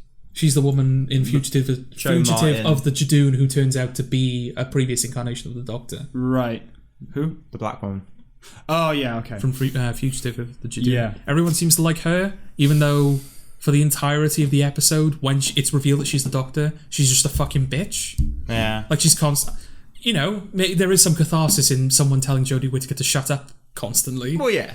But she's not a likable person because she keeps telling herself, the Doctor, shut up. I'll do what, I'm in charge. Don't do what I say. I like the Jadoon. Yeah, but the season 12 should get points for having Jadoon in it, you know? Mm-hmm. But that's what, like, it's the worst I've seen of the Jadoon. Yeah, definitely. I mean, this is a female Jadoon. You know, fine. If you want to do female Jadoon, I guess that's something. Japoon. Yeah. But at least make it a female voice. Yeah. It was for that moment, wasn't it? Yeah, where the Doctor misgendered the Rhino. And she was like, oh, sorry, my mistake. It's like, no, a female Jadoon, like, okay, they're an alien race, we don't know their biology, blah, blah, blah, blah. A female Jadoon wouldn't sound like a male Jadoon. Well, I don't know. I mean, can you tell a difference between like a female lion roar and a male roar? Well, I'm sure there is a difference. Sure there is. They look different, though, for a start. Yeah, a male lion and a female lion. Apart from the fucking mohawk, this looks exactly like a normal I'm Jadoon. sure like there might be differences, but like a bear probably doesn't sound any different if it's a male or a female. Maybe. I'm sure that's not a problem, because that's funny as well. Like, I'm a woman. Like, oh, shit, okay. Yeah. You've seen that gag 1,000 times. Yeah. I don't have a problem with that necessarily, but it was for the moment. Well, it's a parallel, isn't it? It's a mirror as well. Like, people think the Doctor should be a man, but it's now a woman. Yeah. I will say that I'm glad that they did an episode with the Jadoon, which are basically trigger-happy police in the modern day, and it wasn't really about that. Yeah. It wasn't about trigger-happy police. I'm glad that they didn't stoop to that. I will say what I do like is obviously I'm like watching through it, and I know they film close to my house. Yeah. But you've resisted the urge to Molotov the set. I do. It's literally like so. Yeah, the where canal. you live. Yeah, the canal which you walk past. That's where they film. The thing is, like, they did film a little bit of that in. Is it Lancashire? The episode is set, something like that. I guess so. I don't think it's Sheffield. I think it's somewhere like that. And they filmed outside. There's a famous cathedral there, and they filmed outside that cathedral. So everyone's like, "Oh, they actually filmed on location." Yeah. But like, as someone who's like spent a lot of time in Cardiff, I knew it was like, "Oh, that's outside Eddie's house. Oh, that's Little Man Cafe where Script Dog, former company you ran. Yeah. They've done several shows there. Yeah. Like, I know. I'm in the know. I know things." But yeah, it shouldn't get. There's a lot of that. This is a weird season because, like, Series 11. I don't know if this is a point I've made on podcast before. But Series 11 felt like an attempt to distance itself from previous Doctor Who. Okay. Like, for better or worse, this is my, Chris Chibnall, this is my interpretation of Doctor Who. These are my monsters, this is my tone, this is my story. Season 12 is all Russell T Davies stuff by way of Stephen Moffat. Yes. So you've got Jadoon, you've got the Doctor's essence. You know, like the Doctor's turned herself into a human. Oh, her essence is being stored in a location. Yeah. Cybermen are back. Cybermen are back as well. Yeah, it's all Russell T Davies trappings, but you've got like the universe-altering revelations that, like, the Doctor is the timeless child. That's very Stephen Moffat. So what happened to Chibnall? Did he get a smack on the wrist, or was this his plan all along? Cake and eating it. Maybe. Let's get all the stuff. Yeah. I have access to all the stuff, for I am... Yeah, it's fine. Series 13 is going to come around. There'll be Sycorax in episode 1 and Ood in episode 2. I am Chibnall. John Barrowman's back because we need Captain Jack. I'm genuinely waiting for them to bring the angels back. I wonder how long it's going to be. I've got a theory with Captain Jack. Okay. He's gay.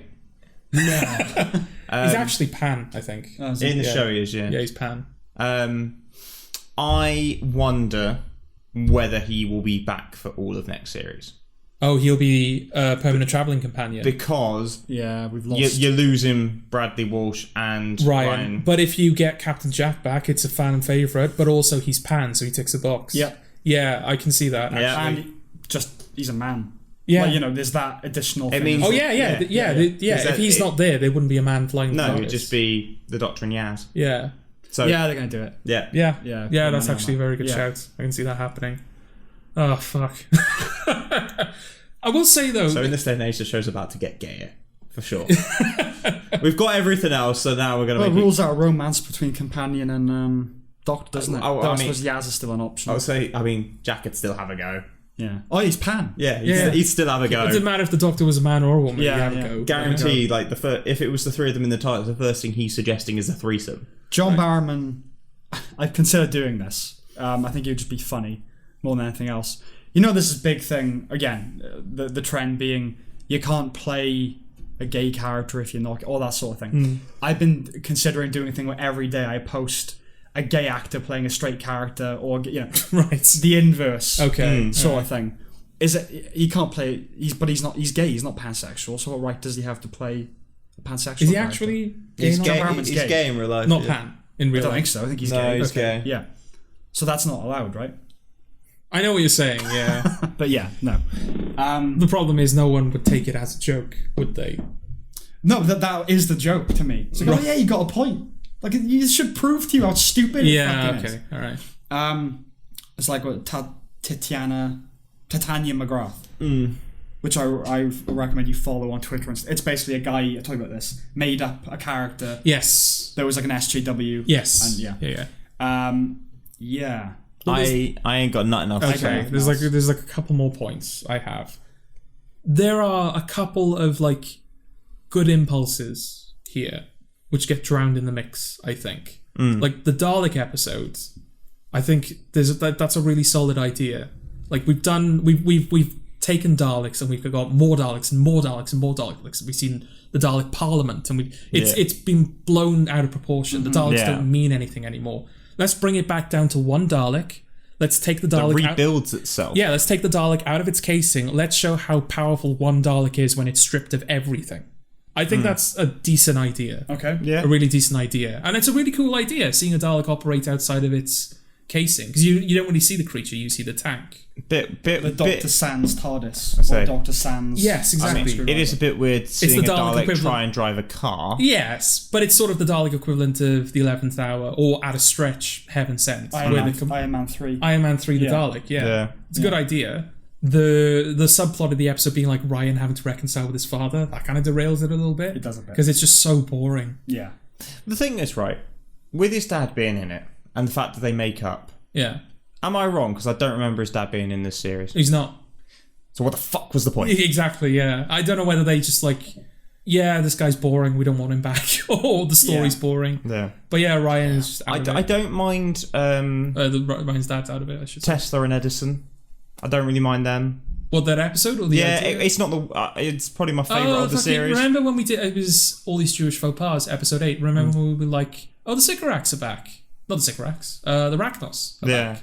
No, it's just a very, very similar race. Yeah. Like instead of giant spiders, they're giant scorpions. Right. Yeah. And they don't even acknowledge it in the episode. I don't particularly care for the monsters. Like even in like Deep Breath, when you had the Clockwork Droids. Yeah. Peter Capaldi was like, I feel like I've seen... He's referring to Girl in the Fireplace. Yeah. He's like, I've seen this somewhere before. At least have the Doctor be like, are you cousins of the Rachnos by chance? Yeah. No, because it just looks like they're lazily reusing a monster. That'd be its own sin though, wouldn't it? It would be, but surely it's better than just reusing a monster. But it's like, it's a scorpion instead of a spider. I hope you don't notice. Yeah, exactly. Yeah. But yeah, the Dalek idea I think is really good. The half Cyberman, where it's sort of like a human Cyberman. I think there's some merit to that idea. And I think that episode in general, where it's sort of drawing a parallel between Frankenstein and the Cybermen. Because that was the episode I was trying to like not give away to you before. Obviously you didn't like it. No. But yeah, I think that's a pretty decent idea. But all of these ideas just get... I don't know whether these are other people having these ideas and Chibnall's just ruining them. Or whether he has good ideas and he just doesn't know how to translate it. Because I don't feel like Chibnall is getting... I could be completely wrong, but I don't feel like he's getting stifled. I don't feel like they're ruining his vision in post. I feel like this is what Chibnall wants. I think he's just not suited to the material. Yeah. So, I think he's, Broadchurch is pretty good, the first series. Yeah. It's just not for him, that's all. He's not the guy that you should get to the right Doctor Who. That's fine. No. It's just a bad marriage. Yeah. They should get a divorce. That's the point. Bring in, I think it would be quite nice if we had one more series of them so we can get it out the way, because we know they're going to have a third series. But they're going to have 2 more beyond that. Chibnall's in this until at least series 15 now. As is she, right? Well, we don't know that. Okay. No, but I'm saying, does he have to be in those extra... Yeah, it's been renewed until season 15 with him at the helm. That team has been renewed. Right. So all the production team as well, everyone is the same. We kill him. Yeah. We take over.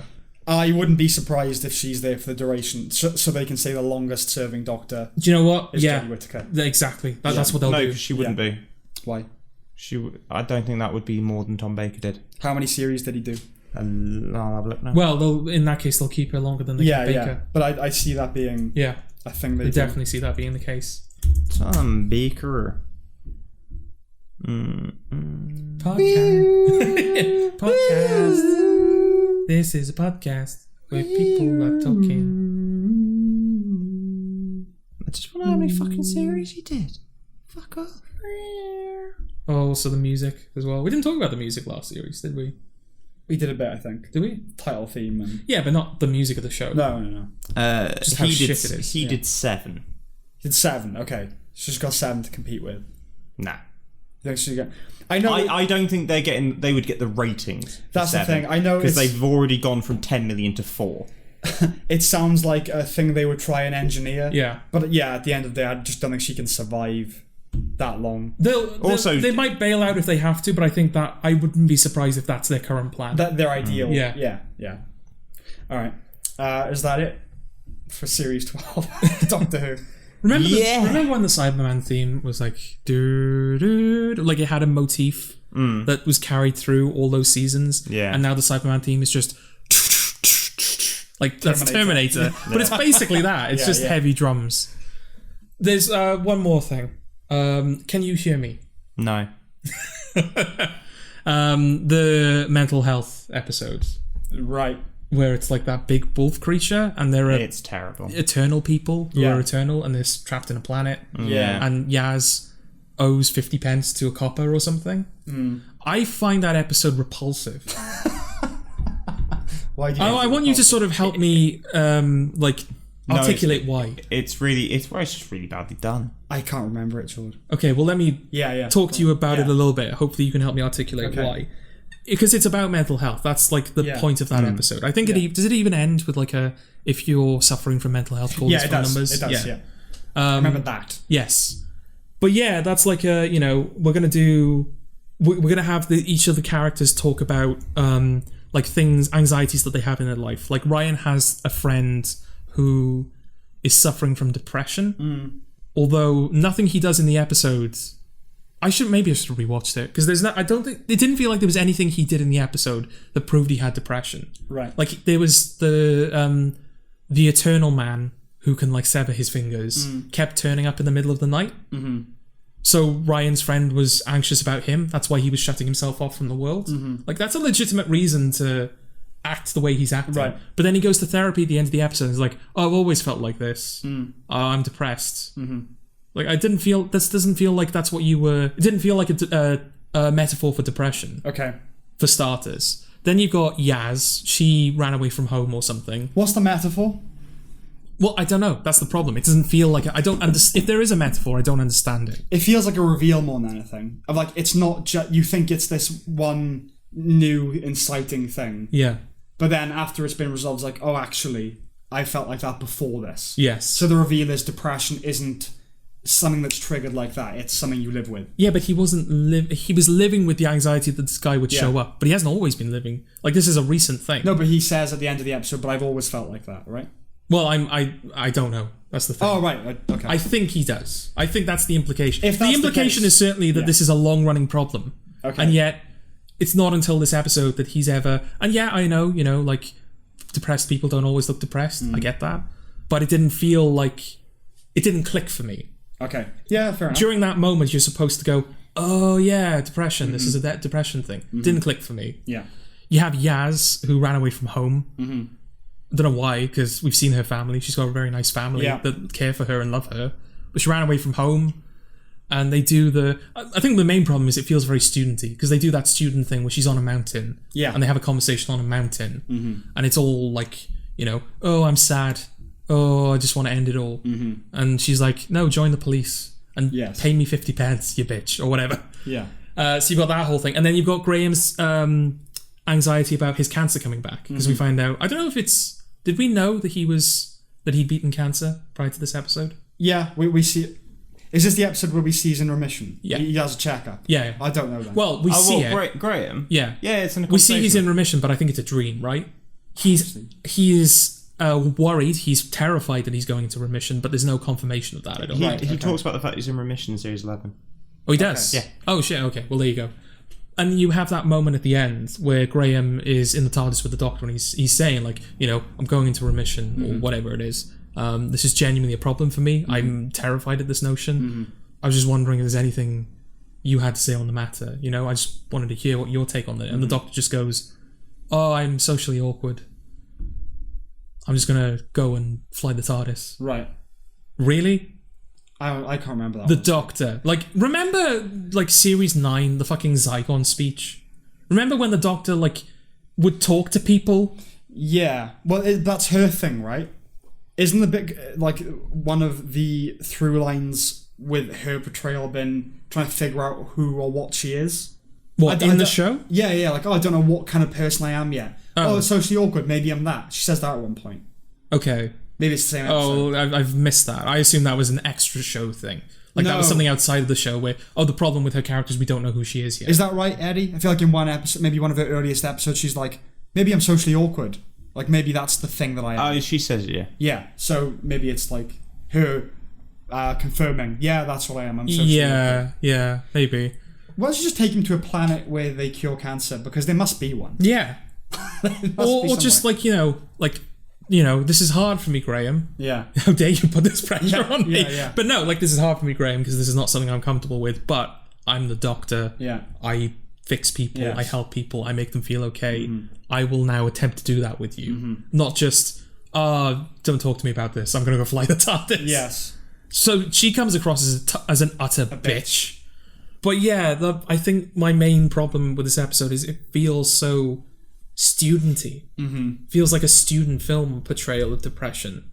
And, a lot of people, like, they students, when they tackle mental health issues, they always fall into the same molds. A lot of that is just because they're new to the art of filmmaking. So it's, they're doing something that they're either replicating something that they've seen, or they just don't know any better.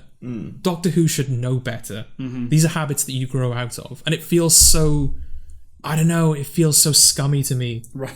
The way that it Heaven Sent did not feel scummy. It felt like a genuine, honest to God, we are trying to talk about grief. Right. Yeah. We're trying to explore the concept of grief.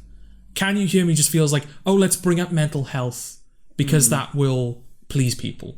Yes, well, mental health is in vogue. Yeah. A lot of people talk about And that's the thing, there are students, a lot of people, I do genuinely trust their intentions when they make films about depression. But there are a lot of amateur filmmakers. Cynical. I've seen it firsthand where they will just do a film about depression because they know it'll get clicks. Yeah. Because they know people will praise them for it. And get into festivals. And it'll get into festivals and it'll be awards baity. Yeah. And it's just like, using mental health as a way to progress. Like, it's so disgusting. I have absolutely no problem with doing that. I mean, groovy, you could argue, is a massive metaphor for depression. Yeah, but it is a metaphor. Yeah, but one of the the reasons it's taking so Yeah. long is that we're being careful about it. We're making sure We're trying to figure out how you present it properly. Yeah, exactly. We're not just going to stick someone on a mountain No. and just throw lofty dialogue back and forth for Yes. half an hour Yeah. and call it a day. But yeah, this just feels like it's exploiting mental health. I think that's why I find it so scummy. Okay. I don't Yeah, know. fair enough. I don't know if fair. that's actually there. That's fair I don't know if enough. that's how you feel about it. I don't know. I can't remember watching it feeling that it had taken the piss. But the very fact that it has the helpline thing at the end, it makes it feel like a fashionable thing to do. Yes. Yeah. Rather than, yeah. Yeah, I just sort of shit.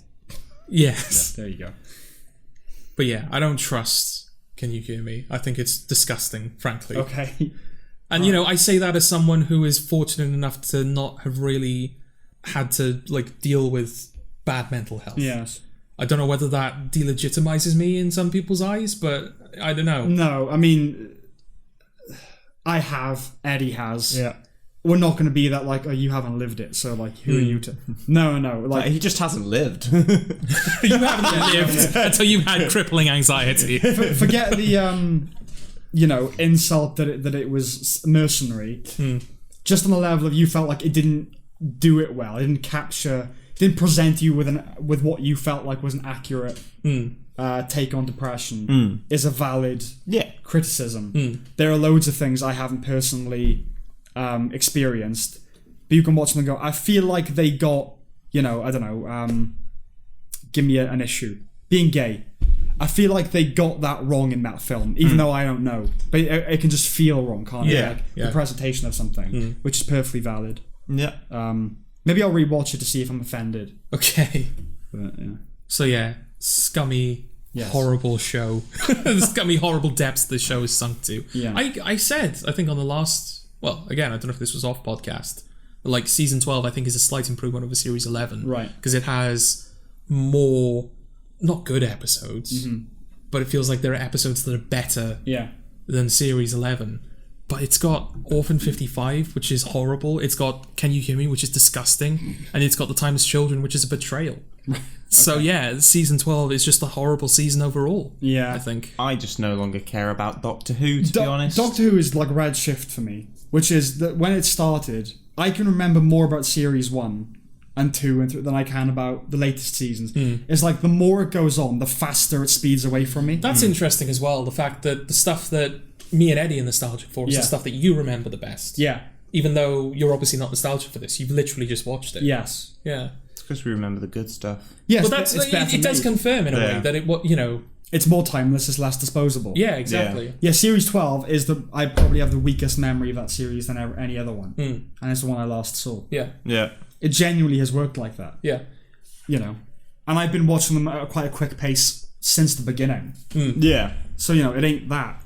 It is. It's incremental acceleration. Well, I think it was around about the time of series 3, series 4. We went fortnightly. Yeah. So you had more time to watch and consume. Now we've gone back to weekly, but the first couple of seasons you were doing weekly. Yeah. And those have stuck with you. They've stuck with me. Series 13, I'm going to forget, as it's happening, I'm going to forget it. Yeah. I am not reviewing series 13. We have to at this point. No, we don't. I think we do. No, we don't. We can't have gone through all of that to never revisit it. Yes, we can. Well, we don't have to. We can do it episode by episode, can't we? No. All right. Well, I'll watch it because I've started watching it. I also declared that I would not watch, but I'll watch the Christmas special. Yeah, I'm going to watch the Christmas special. But Sam did propose something. Actually, what if the three of us watch it together? Oh yeah, if we watch the show together. Because it'll give us a reason to do it then. Yeah. I don't want a reason to watch it. But it'll be I fucking hate the show now. Well, to be fair, it's something we've talked about Doctor Who for more than 12 weeks. Yeah. Yeah. And we've never watched an episode together. So it feels like we should at some point watch an episode together. No. And it should be a new one as well. Look, Eddie, I am as strongly against watching Series 13 as you are. But at least if we're watching it together, we're taking away the experience of watching it together over... Like, we're just watching it separately. It's like, all I have is Doctor Who. We just don't watch it. I don't want to. Then don't. But... Then don't go with the man's plan. Okay. We've got to... No! Look, I don't want to watch it. I don't want to That's fine then. Let's just not watch it. But we can't do the podcast, half of which has been Doctor Who for 12 weeks, for 3 months. And never... That was so you could see what shit show it fucking is. But I could have got that from, like, just a couple of series midway through. No, I'm not reviewing Series fucking 13 on this podcast. Okay. I'll do it on my own then. Well, we're going to get you... Now, Doctor Who Series 13 and me and Eddie just walk out of the room. Just walk out the room. Yeah. I guess I'll feed back to you. Yeah. What's going on? Well, we'll watch the Christmas special together. Well, we wouldn't be able to watch it together. But we'll obviously we're all going to see that, so we can talk about that. Yeah. Maybe that will be a good barometer of whether we can genuinely do it or not. Okay. Well, we can do it. I mean, I watched a series a week for 12 weeks. Yeah, we can watch one episode. Yeah, but you're mad. Okay, but I'm sure we can manage one a week. No? Alright. Well, I'll continue to do it. Okay. So Doctor Who, Sam. Yeah. Thumbs up or thumbs down? Overall, Yes. the problem is those first 4 or 5 series are completely let down by everything that follows it. Yeah. And so watching it in its totality, I can't recommend it because I've seen everything that it becomes. Yeah. But this is where I want to bring empathy back in. Oh, okay. I finally understand why you persisted with it for as long as you did. And why it mattered to you that it got so terrible. Because, yeah, those first few series are really good. And if you are a kid, I understand why you would fall in love with it. And how everything that preceded it is like a stab, being stabbed in the heart. I no longer think it's just that silly, why are we talking about it show. Dismissing, oh, whatever. Yeah. It isn't an important show, in my opinion. It's not like you've got to see it. It's silly in a way, but I'm not dismissive of it in the same way that I once was. Okay. There are good things in it. It has things to offer, especially for children, I think. Oh, yeah. I do maintain that it's at its best as a children's show. Because I think the last few series as well, they're going more and more away from it's for kids thing. Well, I wonder if that's a genuine attempt to sort of maintain the same audience in a sense. Like the show is growing up as its viewers are growing up. You know what I mean? Yeah. Like probably. The people who watched it in 2005, the show is aging alongside them. Yeah. Yeah. Yeah, that's what it is.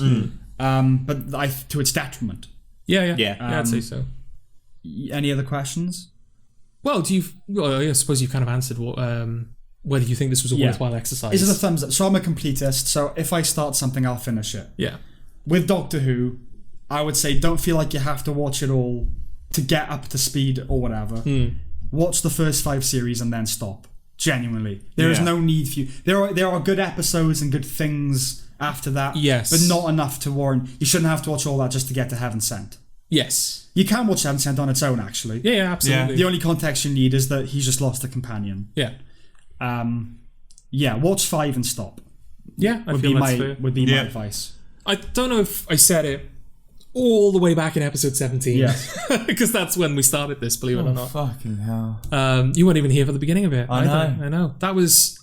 Do you know what? That was... you didn't turn up because your job was shutting down because of coronavirus. And my boss... And your boss had it. My boss had it. Yeah, so you were quarantining yourself. Yeah. Or at least you were quarantining yourself. I thought best not to risk. Yeah. So this era of Funfiltered has coincided with Corona. Yeah. I don't know whether I said at the beginning, like my sort of... From my perspective, the experiment was, right, me and Eddie are intimately familiar with the show. And the benefit of you watching it and talking about it with you is you as someone who is coming to this without much prior knowledge of the show and without any attachments to it, but someone who's also understanding of television, of like good television, of what makes good television. So you're kind of a good objective barometer. Yeah. Like you can objectively say, yes, this is good, yes, this is bad. And I feel like broadly we're all kind of in agreement, aren't we? Yeah. There are certain episodes that we don't agree on, but I think we're not broadly... we're not going to 100% align on everything. We basically agree. Yeah. Yeah. So it's kind of nice in that respect. It's confirmed, like, oh yeah, Doctor Who stopped being good after Series 5. Yeah. These episodes are good, these episodes are bad. Yeah. And there's, like I said, there's the odd exception. I think if you're a fan of it, it's easier. So when it's like Heaven Sent or other good elements of it past Series 5, it's easy to gravitate towards them and go, oh yeah, this was a good thing. Yeah. I don't have that. So like, because I'm truly outside of it, something has got to be to a certain, not like Doctor Who good, it's got to be good. Yes. Yeah. You know? Yeah. So that there's been that. Heaven Sent is good. Yes. Yeah. And that's like why I wouldn't really, even though there are good things, I wouldn't recommend it past a certain point. I think we basically agreed, haven't we? I don't know what the biggest disagreement has been. Well, initially it was Heaven Sent, but then sort of went back and we watched it. We had that large disagreement over... I'm doing what you did. You've given whatever, that's what I just did. I think we still broadly... Mine's medical, but it's fine. I'm just fat. That's kind of medical. Yeah, it's a medical thing. I'm medically fat. Medically fat. I assume we still disagree over The Girl Who Waited. Yeah. Yeah. I think that's probably our biggest disagreement. Maybe, Yeah. Like, you didn't like Midnight, but we didn't fight over Midnight. No. Is that the plain one? Yeah. With the creature that we never find out what it is. Yeah, I didn't dislike it. No? No, I didn't dislike. I don't think I disliked it. Okay. I liked it. I just didn't love it. I think. Yeah. Okay. Yeah, It yeah. was. I think it was an airside. Yeah, no, I think you thought that the library episodes were better than Midnight. Right. Whereas people think the inverse. Yeah. Okay. And also Human Nature, where David Tennant becomes human, you weren't thrilled with it. No. You preferred the second half, but you weren't thrilled with it. Yeah. No, for a lot of Jeremy Baines. I remember his fucking name. Yeah. I remember his name, Jeremy Baines. Jeremy Baines. He might still be the worst thing that Catherine Tate. What, Yaz? Or, well, yeah. Yaz is just bland. Catherine Yeah. Tate is fucking Oh, do you remember, atrocity. like, in The Timeless Children, where Graham sat next to Yaz and was like, I think you're the most amazing woman I've ever met. Yeah. Why? How many women have you met? Yeah, exactly. What has she done? And then he goes through all of that. He's like, you're stunning, you're brave, you're blah, blah, blah. Oh, I'm sorry, did I offend you, Yaz? Because she doesn't respond to him. It's like, no, you don't have to. No, You just complimented the woman, Graham. You don't have to be like, oh, was that okay? She says like one thing back, and he's just like, I just said all of this. Yeah, he gets shafted in this season, doesn't he? You've got... And you wonder why he's leaving. Yeah, you've got that thing with the doctor where he's like, my cancer's coming back, and she's like, fuck off, mate. Then you've got the thing with Yaz where he's like, oh, I really think you're a great woman, and she's like, yeah, whatever. Like, poor Graham. Yeah. Well, he's a man. Yeah. Oh, yeah, it's his fault, isn't it? Yeah. This is a man's world. Any other questions, like, broadly about Doctor Who? Should we do the best of? Like, codify it? It's now official. Go on. Alright. The best series is Series 3. Yeah. The best Doctor, in my opinion, is Christopher Eccleston. Okay. And the best episode is Blink. Yeah. Yeah. I still think Matt Smith. Yeah. But the other two, we are in agreement. Well, I do love The 11th Hour. Yeah, but it's not... Oh, the 11th Hour, yeah. I was going to say. I thought you were going to use that to justify Series 5 being the best. Oh, no. I still like... Those are on equal footing for me. Okay. 3 has great episodes in it. A lot of great episodes Yeah. in it. But 5 is a better construct, I think. It's a better season, if that makes sense. Okay. But yeah, I still prefer Matt Smith as the Doctor. Mm-hmm. I assume Blink is still your favourite, Eddie? Blink, Series 3. I mean, the Doctor is a weird one for me, because the one I enjoyed rewatching the most was Matt Smith. Okay. But only for Series 5. Okay. Yeah, there's a lot of Matt Smith after Series 5 that you have to get through. Eccleston does benefit from limited exposure. Yes, I do wonder if he did 3 seasons, if people would look as favourably on him. It's that British impulse, like, let's just get out while they still want more. Yeah, exactly, you know. yeah. So yeah, that I will concede that he's got that going for him. But no, it was genuinely, like, fun to rewatch him. Because I don't know about you, Eddie, but as a fan, I sometimes forget about Eccleston. But whenever I rewatch him, it's like, oh no, he is genuinely good. Yeah, he's really good. Forgetting about him, yes. Yeah. But like things like The Empty Child. Well, that's the thing. Like Series 1 in general, I'm like, oh yeah, Series 1 is a thing. But then you rewatch like Dalek, Father's Day, and like, oh, there's really good stuff in here. Yeah. Really, really good stuff. Yeah. Yeah. Gas Mask Children. Yeah. If only he could have been in Blink, then all 3 would have lined up for me. Oh yeah, that would have been It's like On Her Majesty's Secret Service would have been the best Bond film if Connery had played him. Yes. It would have been a good end to that. But then again, the Doctor's barely in Blink, so what does that really accomplish? Yeah, you know? that's true. Yeah.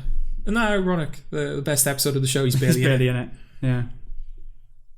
Is that then? I think that's it. I think we are now genuinely finished with Doctor Who for the time being. And the podcast. What? Thank you for listening to our Doctor Who podcast. Yeah, we're on episode 30 as well, so like it would be a... and we're done. Oh, we're done that's not bad, yeah. We're not done. We'll be back with 31 next week. Okay. Alright, is that then? Yeah, thank you very much for listening. Ciao, ciao. Yes. Bye-bye. Bye. We're stuck inside with nowhere to go. Our eyes grow wide, we do the window. Man on the street, now where's he off to? No bags in hand, so can't be Tesco. I spy on him, I keep my eyes peeled. Lose my mind when it's revealed. The truth inside, no I can't conceal. The man's just sat drinking in a field. Alright. Okay. Alright. Okay. With day or night, there's no need to roam. So stay inside, scrolling Google Chrome. Chances are high that you're not alone. Hear my advice, stay smart and stay home.